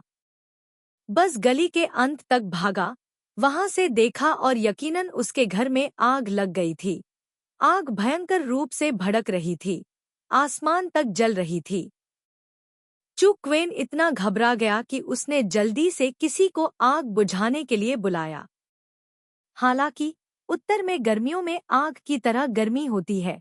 हालांकि यह हाल ही में शरद ऋतु में प्रवेश कर चुका है, मौसम अभी भी बहुत गर्म है, साथ ही कई दिनों से बारिश नहीं हुई है। इतनी बड़ी आग को बुझाया नहीं जा सकता है। अंत में वह केवल असहाय होकर देख सकता था क्योंकि आग धीरे-धीरे पूरी इमारत को अपनी चपेट में ले लेती है। सौभाग्य से वेई यान काफी सोच समझकर घर चुनता था। जब उसने रहने के लिए घर चुना तो उसे दूसरे लोगों के घरों के बगल में रहना पसंद नहीं था, इसलिए इमारत के दोनों तरफ कोई नहीं था, इसलिए इससे उसके आसपास के लोगों पर कोई असर नहीं पड़ा। जब तक आग बुझी और बुझाई गई, तब तक पूरा घर जलकर खाक हो चुका था। छत ढह गई थी, सिर्फ मलबे का ढेर बचा था। अंदर का सारा फर्नीचर जलकर राख हो गया था।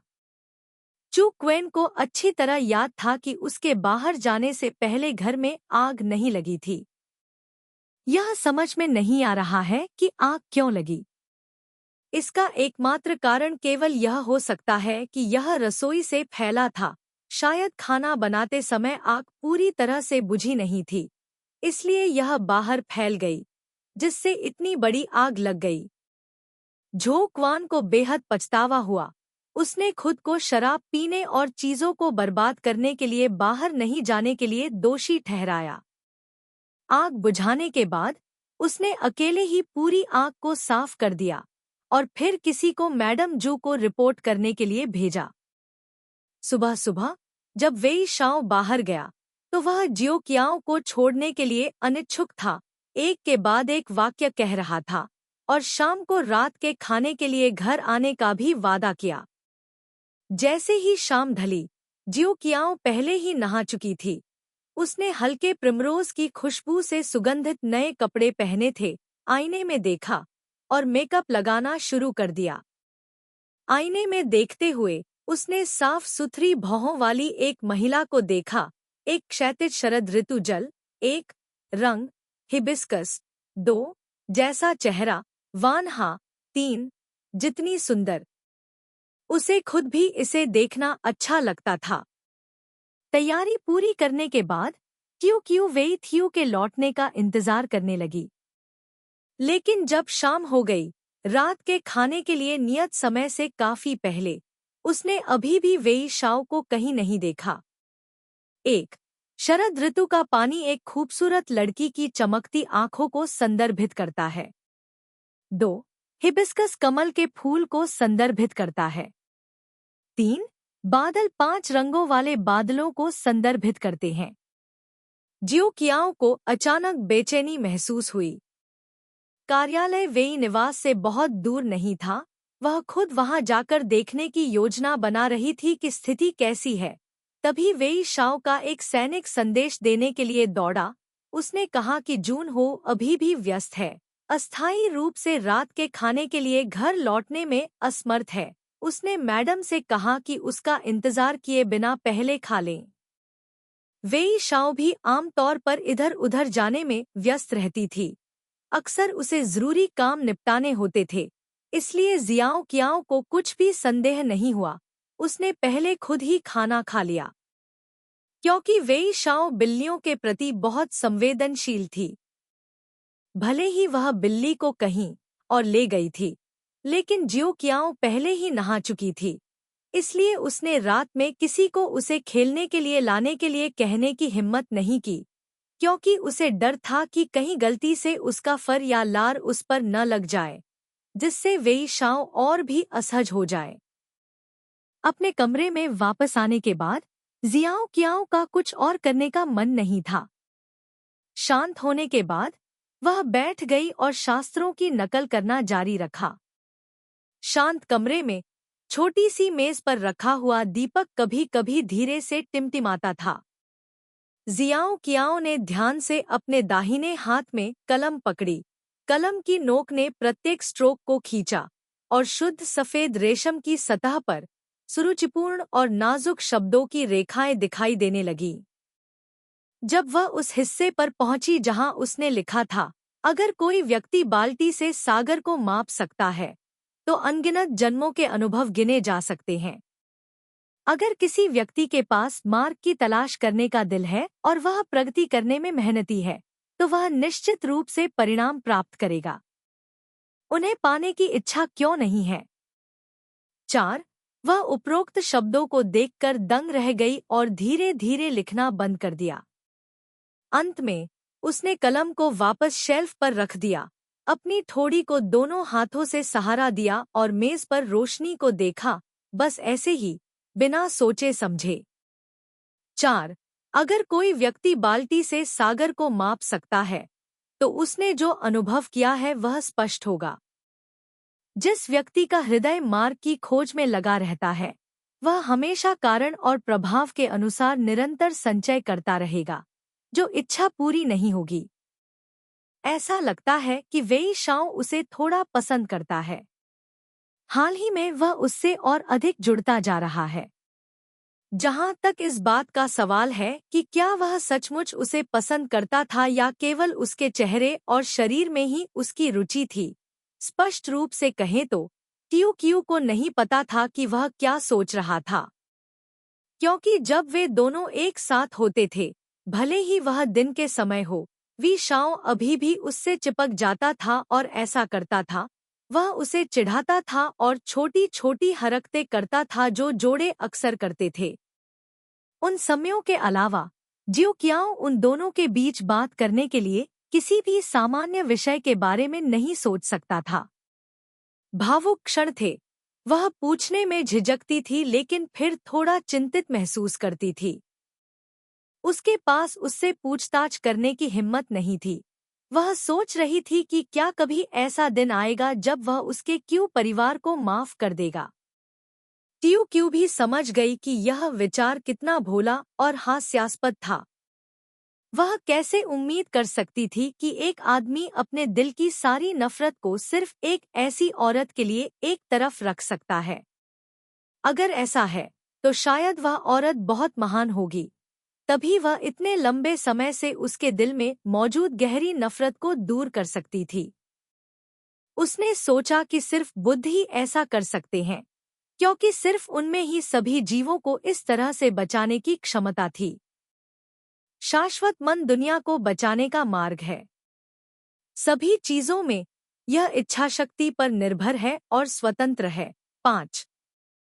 5 शाश्वत मन सत्य है। दुनिया को बचाने के मार्ग में सभी धर्मों के प्रति यह इच्छाशक्ति पर निर्भर है और संवेदनशील प्राणियों के लिए स्वतंत्र है। अध्याय 2।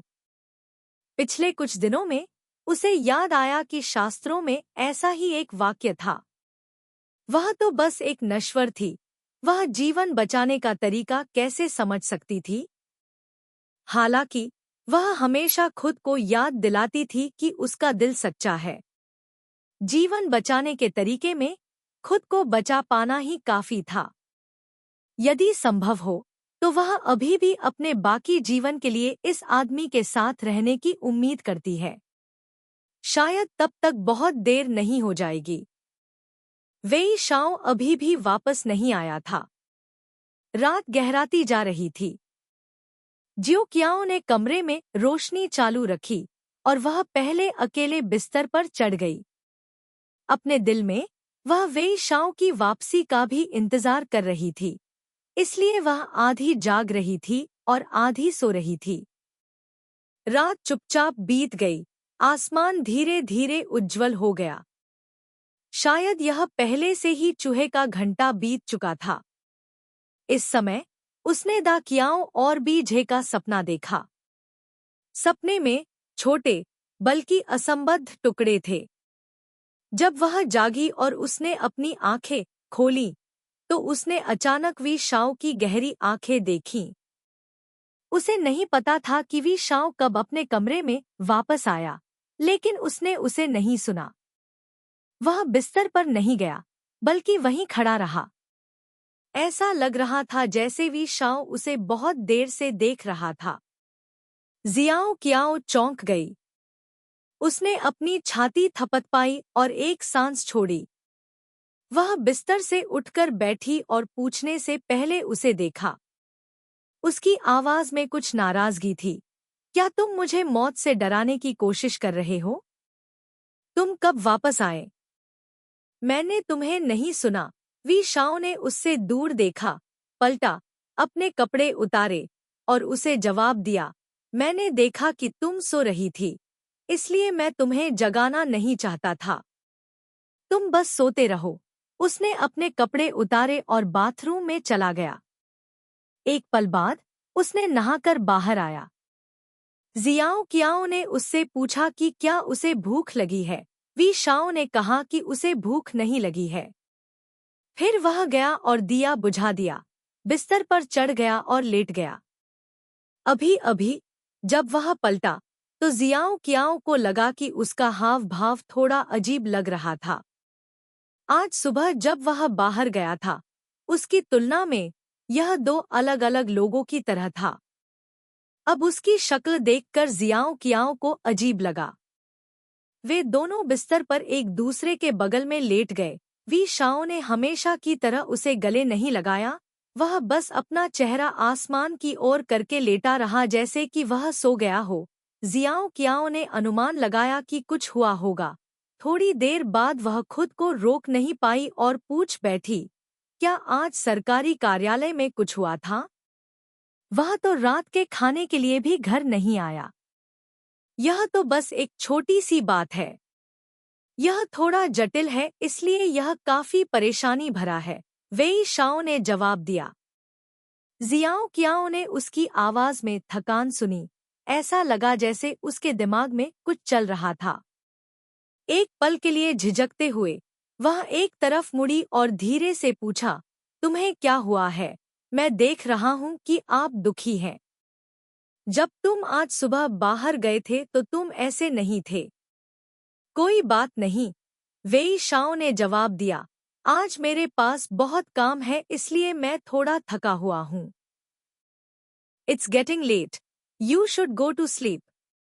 Xiao Kiao heard him say that and knew that he didn't want to talk to her anymore, so she didn't ask anymore. As the night fell, Xiao Kiao became more thoughtful. Her sleep was also half-hearted. Wei Shao still lay still in one place, not moving, but it was even more different from before. Usually in his dreams, he would reach out to hug her. She didn't know if it was because he was fast asleep or because of something else. The night passed quietly, without saying anything more. Early the next morning the two woke up together. Xiao Qiao's spirit wasn't good. Looking at Wei Shao, he saw that his complexion wasn't much better than hers. The two of them finished getting ready and went out the door to Madame Tu's place. When they went down the stairs, they saw the cat that was temporarily kept in Xue Nuong's room running in the middle of the hallway. It rushed straight to Xiao Qiao's feet, crawled under her skirt, rubbed back and forth beside her feet, its mouth meowing as if to make a sound. झुंझलाहट। वेई Shao भी रुक गई। Xiao कियाओ ने उसे बिल्ली को घूरते देखा। अचानक उसे कुछ याद आया। उसका चेहरा थोड़ा सख्त हो गया। पिछली बार उसे शक हुआ था कि उसे बिल्ली के बालों से एलर्जी है। ऐसा लग रहा था कि उसे बिल्लियों से बहुत नफरत भी थी। बिल्लियों से नफरत करना ठीक वैसा ही था जैसे कल रात जब वह अपने कमरे में लौटा तो वह पूरे समय चुप रहा। ये ऐसी बातें थी जिन्हें वह समझा नहीं सकती थी। चाहे वह इसके बारे में कितना भी सोचे, वह समझ नहीं पाई। वह 2 दिन पहले भी ऐसा नहीं था। जियाओ कियाओ ने जल्दी से बिल्ली का बच्चा उठाया, उसे पास में खड़ी एक नौकरानी को दिया और उसे इस पर नजर रखने के लिए कहा। वेई शाओ पहले ही चला गया था। टियो कियो जल्दी से उसके पास पहुंचा। वे दोनों एक साथ उत्तरी कमरे में गए। आज 15वीं तारीख थी इसलिए चूथी भी आई थी। वह वेई शाओ और शियाओ कियाओ से भी पहले यहाँ पहुंची थी।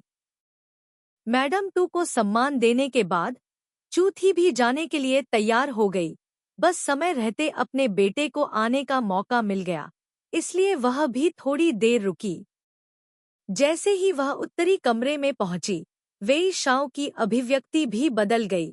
पिछली रात की खामोश निगाह से बिल्कुल अलग, अब उसे देखना हमेशा की तरह अलग नहीं था। उसने थोड़ी देर मैडम टू से बातें की। उसका चेहरा अभी भी मुस्कुराहट से भरा हुआ था। मैडम टू को नमस्कार करने के बाद कुछ देर बाद मैडम टू ने कहा, शायद आपको अभी तक पता नहीं है, कल रात आपके चचेरे भाई के घर में अचानक आग लग गई। चू क्वेन ने कहा कि इसका कारण शायद रसोई में शुरू हुआ था। सौभाग्य से किसी की मृत्यु नहीं हुई और इसका असर आसपास के लोगों पर नहीं पड़ा। आपका चचेरा भाई शायद अगले 2 दिनों में वापस नहीं आएगा। जब समय आएगा तो उसे अस्थायी रूप से हमारे घर पर रहने के लिए कहें। मुझे पहले यह पसंद नहीं था, अब जब यह हो गया है तो मैं इसे वापस बुलाऊंगी। जियाओ कियाओ भी काफी हैरान थी। उसने अपने बगल में बैठे वेई शाओ को देखा। उसके चेहरे पर कोई भाव नहीं था। उसकी पुतलियां थोड़ी सिकुड़ी हुई लग रही थी। उसे नहीं पता था कि वह क्या सोच रहा था। इसके विपरीत, जब झोशी ने सुना कि उसकी दादी वेई यान को वापस यहाँ रहने के लिए बुलाना चाहती हैं, तो उसके चेहरे पर तुरंत घृणा के भाव दिखाई दिए। हालांकि उसने इसे न दिखाने की बहुत कोशिश की, लेकिन उसकी आंखों के अंत में उसकी भौहों के कोने अभी भी सिकुड़े हुए थे, इसे छिपाने में असमर्थ। मैडम टू ने झोशी को ठंडे अंदाज में देखा। झोशी ने तुरंत शर्मिंदगी में अपना सिर नीचे कर लिया। जियाओ कियाओ ने ये चीजें साफ साफ देखी। उसके दिल में भी कुछ भावनाएं थी। अपनी दादी और झोशी के साथ लंबे समय तक रहने के बाद कुछ चीजों के जरिए उसने वास्तव में झोशी के व्यक्तित्व को समझा। झोशी एक संकीर्ण दृष्टिकोण वाला व्यक्ति था। इसका बचपन से ही उसकी पृष्ठभूमि और शिक्षा से बहुत कुछ लेना देना था। हालांकि यह सब नहीं था।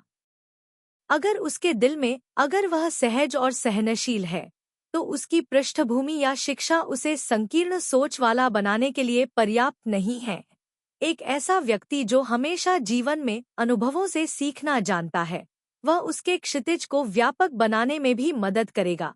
जब तक कि किसी बिंदु पर मानव स्वभाव निश्चित रूप से बदल जाएगा। दुर्भाग्य से चूथी उस तरह का व्यक्ति नहीं है। अब तक तो ऐसा लग रहा था कि चूथी को अभी भी मार्क्विस के घर की पत्नी के रूप में अपनी स्थिति का एहसास नहीं था। बेशक ट्यूक्यू को भी उसे दयनीय देखने का कोई अधिकार नहीं था।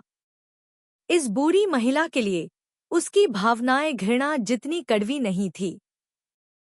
बस इतना था कि उसे यह बूढ़ी महिला पसंद नहीं थी। 2 दिन में लूली उत्सव होगा। मैंने सुना है कि तुम्हारा छोटा भाई भी इस बार घुड़सवारी तीरंदाजी में भाग लेना चाहता है ना? मैडम तू ने मुड़कर शियाओ कियाओ से पूछा। वह काफी उत्साहित दिख रही थी। शियाओ कियाओ ने मुस्कुराते हुए उसे जवाब दिया, मैं भी नहीं चाहती कि वह भाग ले। मुझे डर है कि वह परेशानी खड़ी कर देगा। लेकिन इस तरह का बड़ा उत्सव होना दुर्लभ है। युवा लोग अभी भी बेसब्री से इंतजार कर रहे हैं। मैं उसे रोक नहीं सकती, मैडम तू ने हंसते हुए कहा। मैं उसे क्यों रोकूं? उस युवक में प्रतिस्पर्धा की भावना होनी चाहिए, तभी वह उच्च पुरस्कार जीत सकता है। मैं हर साल देखने जाती हूँ। इस साल तुम अभी अभी महल में आए हो, तुम्हें भी सबके सामने आना चाहिए। जब वह समय आएगा तो तुम मेरे साथ आओगे। झोउ शी की तीखी निगाहों के नीचे शियाओ कियाओ ने झुककर धन्यवाद कहा। यह सही है। क्या तुम्हारे छोटे चाचा को वह घोड़ा पसंद है जिसका वे उपयोग कर रहे हैं? जब जाने का समय आया तो मैडम तू को अचानक यह बात याद आ गई। उसने पीछे मुड़कर वेई शाओ से पूछा, अगर लड़के को यह पसंद नहीं है तो तुम उसके लिए एक अच्छा घोड़ा चुन लो। बचे हुए 2 दिनों का फायदा उठाकर उसकी ट्रेनिंग को मजबूत करो। दादी जाने से पहले चचेरे भाई ने छोटे चाचा को एक किंगवू घोड़ा 6 दिया था। 6 नीले काले वेई शाओ ने जवाब दिया। स्वर काफी ठंडा था। मैडम तू ने यह देखकर राहत महसूस की। उसने सिर हिलाया और मुस्कुराते हुए कहा, मुझे पता है कि लड़का एक सावधान व्यक्ति है। तुम पिछले 2 दिनों से यहाँ नहीं आए हो, इसलिए तुम्हारे छोटे चाचा ने अपने चचेरे भाई को उसकी देखभाल करने के लिए कहा है। जब तुम अब व्यस्त नहीं हो तो तुम्हें अपने बड़े भाई को धन्यवाद देना याद रखना चाहिए। वेई शाओ ने बस मुस्कुराया और सुना। अध्याय 60। वे तीनों एक साथ उत्तरी कक्ष से बाहर निकले। एक झटके में ट्यूक्यू पीछे छूट गया। आगे वेई थ्यू बूढ़ी औरत के साथ कंधे से कंधा मिलाकर चल रहा था। जब तक वे सड़क पर कांटा पहुंचे, वेई शाओ रुक गए। जियाओ कियाओ भी जल्दी से उसकी ओर चले गए। वहां अचानक कहीं से भी आग पकड़ो। रास्ते में झोउ शी ने फिर से शिकायत करना शुरू कर दिया। मेरा यह चचेरा भाई, मुझे लगता है कि बस उसे देख रहा है। थोड़ी दूरी के बाद उसने अपने दांतों को पीस दिया और कहा, ऐसा नहीं है, क्योंकि माँ मेरे लिए असहिष्णु है। लेकिन मैं ही वह व्यक्ति हूँ जिसने इसे बड़ा होते देखा है। हर बार जब मैं उन आंखों में देखता हूँ तो मुझे डर लगता है। वह निश्चित रूप से वेई परिवार के लिए आपसे लड़ेगा। मैं देख रहा हूँ कि आपके और उनके बीच संबंध काफी अच्छे हैं, इसलिए पहले मैंने अपनी चिंताओं को अपने तक ही रखने का साहस किया और एक शब्द भी कहने की हिम्मत नहीं की। अब मैं आपको याद दिला दूं, आपको सावधानी बरतना आना चाहिए, क्योंकि यदि किसी दिन सचमुच कुछ हो जाए तो पछताने के लिए बहुत देर हो चुकी होगी। वेई शाओ ने झोउ शी को देखा लेकिन फिर भी कुछ नहीं कहा। उसके तुरंत बाद वेई शाओ ने झोउ शी को पूर्वी कक्ष के मुख्य द्वार तक छोड़ा। वह रुका और बोला, बेटा ने केवल माँ को यहाँ छोड़ा था। मुझे बाहर कुछ काम करना है, इसलिए मैं पहले जाऊंगा। 1 मिनट रुको। झोउ शी ने देखा कि उसका बेटा उसकी कहीं एक भी बात नहीं सुन रहा था। वह अनिच्छुक और थोड़ी घबराई हुई थी। उसके दिल में अभी भी 30 साल पहले का एक रहस्य छिपा हुआ था। उस समय उसने अभी अभी वेई परिवार में शादी की थी। आज तक शायद केवल वह और मैडम तू ही इस रहस्य को जानते थे और उसने इसे इतने सालों तक छिपाए रखा था। उसके व्यक्तित्व के साथ इसे गुप्त रखना वास्तव में आसान नहीं था। हर बार वह अपने बेटे को बताना चाहती थी, लेकिन मैडम तू की ठंडी निगाहों के बारे में सोचकर ही उसका दिल कांप उठता था और जो शब्द वह कहना चाहती थी उन्हें वापस निगल लिया जाता था। वेई शाओ रुक गया, पलटा और झोउ शी को देखा। झोउ शी ने अपना मुंह चौड़ा किया लेकिन एक शब्द भी नहीं बोल सकी। उसने अनिच्छा से कहा, यह कुछ भी नहीं है। दूर जाओ, अपने आप को बहुत अधिक थका न दे। जल्दी जाएं और जल्दी वापस आएं। अगर तुम माँ का बनाया खाना खाना चाहते हो लेकिन यहाँ नहीं आना चाहते, तो कोई बात नहीं। बस किसी को यहाँ भेजो और कुछ कहो। जब मेरा काम हो जाएगा, तो मैं किसी को तुम्हारे लिए वेस्ट रूम में लाकर दे दूंगा। वेई शाओ ने एक पल के लिए रुककर सिर हिलाया और जवाब दिया, माँ को इतना परेशान करने के लिए धन्यवाद। माँ, आपको अंदर जाना चाहिए। किसी को भी नहीं देखा गया था। यह यात्रा निश्चित रूप से तिशुई नदी पर हान जुन के साथ लड़ाई से संबंधित थी। उन्होंने फैसला किया कि वेई लियांग शहर में दोपहर तक उनका स्वागत करते हैं। कार्यालय युआन जिया। एक कहावत है जो इस प्रकार है, अब दुनिया के लिए लड़ाई एक बड़े नाटक की तरह है। अगर कुछ अप्रत्याशित नहीं हुआ, तो हान टोन को मारने और शाही मुहर लेने की ताकत रखने वाले लोग शायद केवल ये 3 ही हैं। बाकी लोग बस कुछ लोग हैं जो उनका अनुसरण करते हैं। युआन जिया पीढ़ियों से व्यापार में है। उसके दिल में लंबे समय से दुनिया पर एकाधिकार करने का इरादा है। कुछ महीने पहले हान टोन ने एक बच्चे को सम्राट के रूप में स्थापित किया था। उसे लगा कि अवसर निकट था और वह पीछे नहीं हट सकता था। इसलिए उसने क्वांग बिन्हा लियू जिया के लोगों को इकट्ठा किया और लुओयांग में सेना भेजी। वह मूल रूप से एक बार में अपनी आत्माओं को ऊपर उठाना चाहता था। 2 और फिर हान टोन को मारकर लुओयांग पर कब्जा करना चाहता था। 2 एक ढोल की थाप। एक ढोल की थाप मनोबल बढ़ाती है। जुओ जुआन ड्यूक जुआंग का 10वां वर्ष एक सरदार साहस है। एक ढोल की थाप, बार बार गिरावट, 3 बार थकावट। लड़ते समय एक ढोल की थाप साहस बढ़ाती है। 2 ढोल की थाप, साहस कम हो जाता है। 3 ढोल की थाप, साहस चला जाता है। बाद में इसकी तुलना एक बार में काम खत्म करने के लिए गति का लाभ उठाने से की गई। लेकिन अगर हान टोन अब की तरह राष्ट्र के पिता के पद तक पहुंचने में सक्षम थे, तो निश्चित रूप से वह एक साधारण व्यक्ति नहीं थे। युआन जिया के पास बहुत ताकत थी। दोनों पक्षों ने तिथुई नदी पर लड़ाई लड़ी। लड़ाई के दौरान दोनों पक्ष कभी जीतते थे और कभी हारते थे। जब तक अब फॉन ट्री नदी 3 से अलग होकर दोनों पक्षों ने अस्थायी रूप से लड़ाई बंद कर दी है। नौसैनिक युद्ध लड़ने के बजाय अब दोनों पक्ष मौखिक रूप से लड़ने लगे हैं। प्रत्येक पक्ष ने घोषणाएं भेजी हैं। 4 जो आकाश को भर देती हैं। 3 फॉन ट्री चीन के शांक्सी प्रांत का एक जिला है। 4 मुख्य रूप से हारने वाले या विद्रोही की निंदा करने वाली घोषणाओं का जिक्र है। हान सुन ने हान सम्राट की प्रतिष्ठा का इस्तेमाल युआन जिया को विद्रोह से लड़ने के लिए अचानक सैनिकों का नेतृत्व करने के लिए डांटने के लिए किया। दुनिया में सभी को एक साथ लड़ने का आह्वान किया। युआन जिया ने लिन्हो में सम्राट और जागीरदार राज्यों को मजबूर करने के लिए हान टोन को डांटा। 4 सिंहासन को हड़पने की साजिश रची।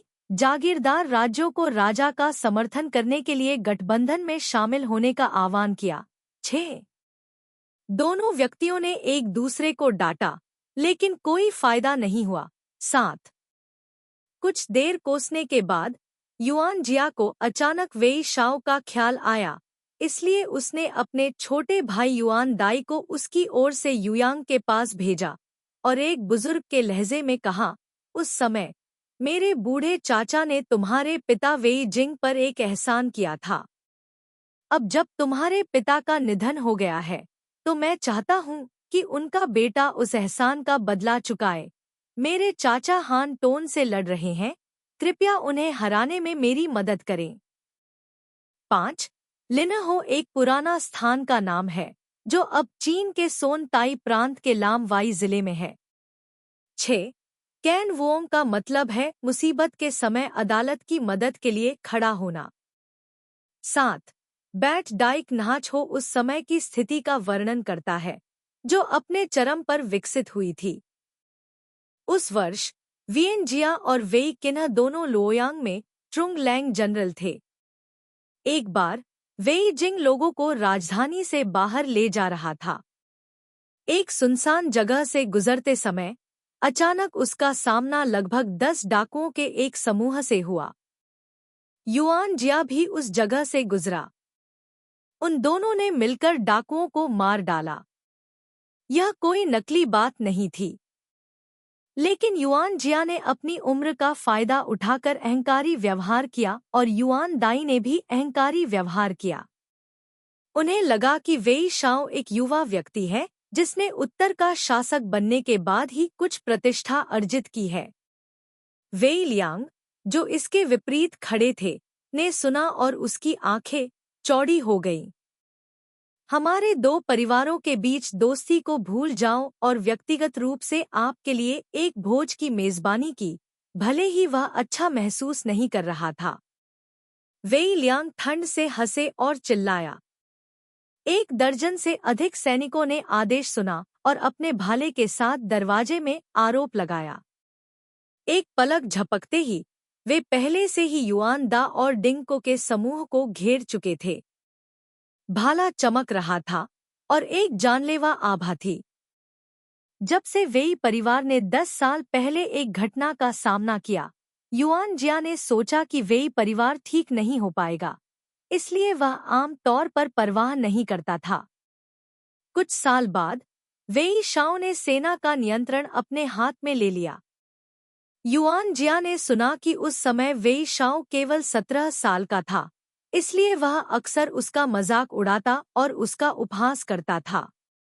अप्रत्याशित रूप से कुछ ही वर्षों में वेई शाओ के पास एक बहुत शक्तिशाली सेना बनाने की क्षमता थी। सबसे पहले उसने क्यूई झो को निगलने के लिए सेना भेजी और कुछ ही समय बाद उसने चेन जियांग को नष्ट कर दिया और जिंग झोउ पर कब्जा कर लिया। इतना ही नहीं, अब वेई शाओ ने पूरे उत्तर को भी एकीकृत कर दिया है। उसकी प्रतिष्ठा बहुत पहले ही मुझसे आगे निकल चुकी है। तभी युआन जिया को चिंता हुई।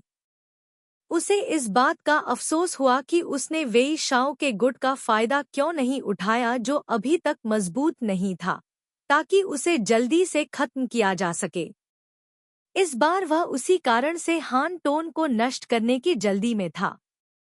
हालांकि योजना विफल हो गई थी, इसलिए उसने अपने बुजुर्गों को आगे आने और वेई शाओ के प्रति उनकी पिछली दयालुता की याद दिलाने के लिए एक योजना के बारे में सोचा। यदि वेई शाओ ने उनकी बात सुनी और हान टोन को हराने में उनकी मदद करने के लिए सेना भेजी, तो शेष जागीरदार राज्य निश्चित रूप से जल्दी से उनके पक्ष में झुक जाएंगे। उस समय वह सही मायने में नेता बनने के लिए आगे आएंगे। यदि वेई शाओ ने उनकी बात नहीं मानी, तो वेई परिवार भी हाना टोन के समान ही पार्टी में होगा और वेई परिवार को कृतघ्न करार दिया जाएगा। यह सोचकर उसने युआन दाई को बातचीत के लिए यहाँ भेजा। पहले तो युआन दाई सिर्फ दिखावे के लिए अपनी बुढ़ापे का सहारा लेना चाहता था। जवान और प्रतिभाशाली सिर्फ लोगों को डराने के लिए थे, लेकिन अप्रत्याशित रूप से भोज शुरू होने से पहले ही वेई लियांग ने पहले ही अपनी पीठ फेर ली थी। यह वेई शाओ का क्षेत्र था।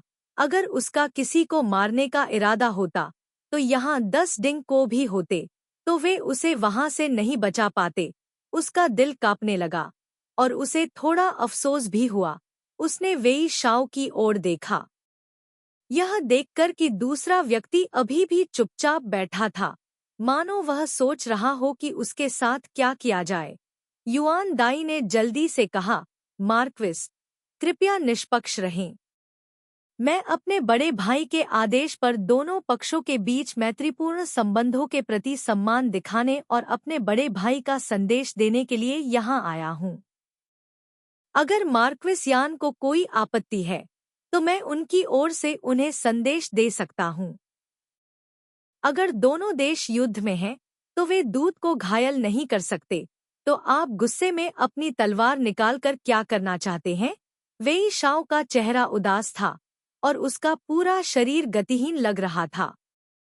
हॉल में कम से कम 20 या 30 लोग होने चाहिए, फिर भी इस समय यह पूरी तरह से शांत था। युआन दाई के माथे पर पसीना लुढ़क गया।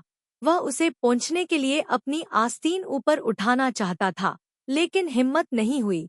उसे डर था कि उसका एक भी कदम आपदा लाएगा। एक पल बाद वेई शाओ ने अपना हाथ हिलाया। इस समय वेई लियांग ने अपनी तलवार रख दी। तलवारों की आवाज सुनकर सैनिक पीछे हटने लगे।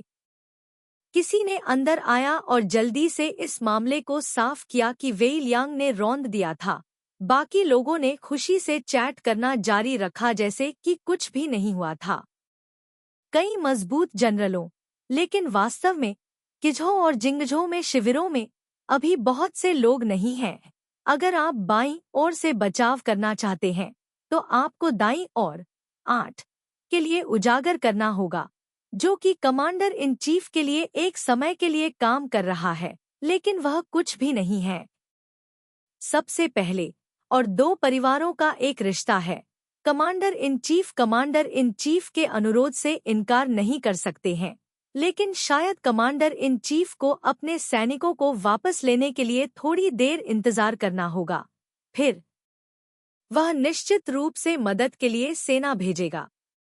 8.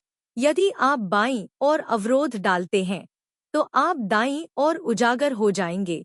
यदि आप एक चीज प्राप्त करते हैं, तो आप दूसरी चीज को विफल कर देंगे। युआन दाई ने कोई असुविधा दिखाने की हिम्मत नहीं की और जल्दी से सिर हिलाया और धन्यवाद कहा।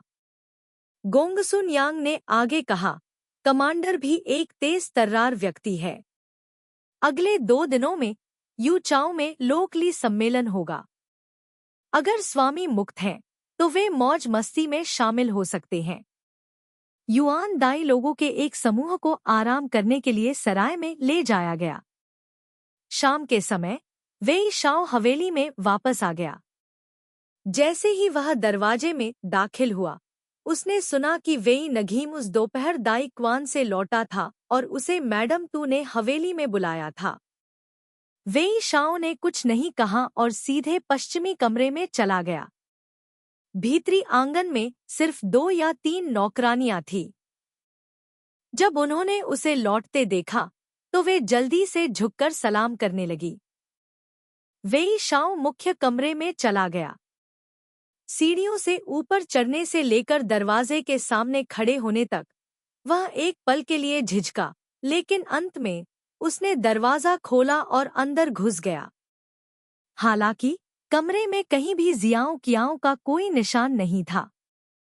नौकरानी से पूछने के लिए पीछे मुड़ी। उनमें से एक ने आगे बढ़कर बताया, मुझे नहीं पता कि रानी की बिल्ली कहाँ भाग गई। रानी को डर था कि वह खो जाएगी, इसलिए वह खुद उसे खोजने चली गई। जुआन नुओंग और बाकी सभी भी बिल्ली की तलाश में चले गए। कमरे में सिर्फ हम नौकरों को उसकी रखवाली के लिए छोड़ दिया। वेई शाओ ने भौहें सिकोड़ी। सीढ़ियों पर काफी देर तक खड़े रहने के बाद वह थोड़ा झिझका, फिर अपने पैर उठाए और तेजी से बाहर की ओर चल दिया। गलियारे के साथ आगे उत्तरी कक्ष की ओर जाने वाले मोड़ पर दूर से वह आंगन में दीवार देख सकता था। चमकीले लाल गुलाब की शाखा के बगल में एक छोटी सी आकृति दिखाई दी।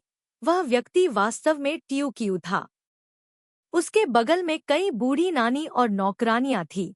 वे सभी दीवार पर फूलों की जाली को देख रही थी। पता चला कि बिल्ली वहां बैठी थी। उसे नहीं पता था कि कैसे चढ़ना है, लेकिन अब वह नीचे नहीं उतर सकती थी। नौकरानियों ने कई उपाय सुझाए। कुछ ने कहा कि दीवार पर एक बांस की छड़ी लगा दी जाए ताकि बिल्ली खुद ही नीचे उतर सके। कुछ ने कहा कि सीढ़ी का उपयोग करके ऊपर चढ़ो और उसे यहाँ नीचे ले आओ। वेई शाओ वहां जाने ही वाला था कि वह अचानक रुक गया। उसने देखा कि वेई यान उत्तरी कमरे से निकलकर यहाँ भी आ रहा है। जियो कियाओ एक बूढ़ी नानी के बगल में खड़ी थी। जब उसने उसे पहली बार देखा, वह दौड़कर गई और दीवार पर बैठी बिल्ली की ओर इशारा किया और वेई यान से कुछ शब्द कहे। वेई यान ने जियो कियाओ पर नजर डाली और जल्दी से वहां पर चला गया। मजबूत आंकड़ा, नौकरानियों और पुराने नैनियों ने भी जोर से खुश किया। 9 एक झांग लंबाई की एक इकाई है, 10 फीट के बराबर है। 10 झांग एक लेई के बराबर है। उसने उम्मीद नहीं की थी कि उसने बिल्ली को भयभीत कर दिया था, और अचानक उसने अपने पंजे को उठाया। दूसरी बिल्ली बाहर आई। वह तेजी से नीचे कूद गई और गायब हो गई। उसके बगल में बैठी बूढ़ी नानी और नौकरानियां डर गईं कि वह फिर भाग जाएगी, इसलिए वे मधुमक्खियों के झुंड की तरह जल्दी जल्दी उसका पीछा करने लगी। हालांकि बिल्ली अभी भी काफी छोटी थी, लेकिन उसके पंजे बहुत तेज थे। कुछ दिन पहले, यह देखकर कि वह अभी भी आज्ञाकारी है, क्यों क्यों ने उसके नाखून नहीं काटने चाहे। अप्रत्याशित रूप से वेइंग घिएम अब घायल हो गया है। उसके हाथ के पिछले हिस्से पर लगे घाव से खून बहता देख उसे थोड़ा दोषी महसूस हुआ और उसने जल्दी से धन्यवाद कहा। क्या तुम ठीक हो? क्या तुम्हें अपने चाचा को पट्टी बांधने के लिए किसी को बुलाने की जरूरत है? वेई यान ने मुस्कुराते हुए जवाब दिया, कोई बात नहीं, यह सिर्फ एक छोटा सा घाव है, इसे इतना बड़ा मुद्दा बनाने की जरूरत नहीं है। जब उसने बोलना समाप्त किया, तो उसने अपना हाथ हिलाया और जियो कियाओ ने उससे फिर से माफी मांगी। इस समय वेई शाओ पीछे से आया। वह तेजी से उस ओर चला गया जहां जियो कियाओ खड़ी थी। जियो कियाओ ने भी वेई शाओ को अपनी ओर आते देखा।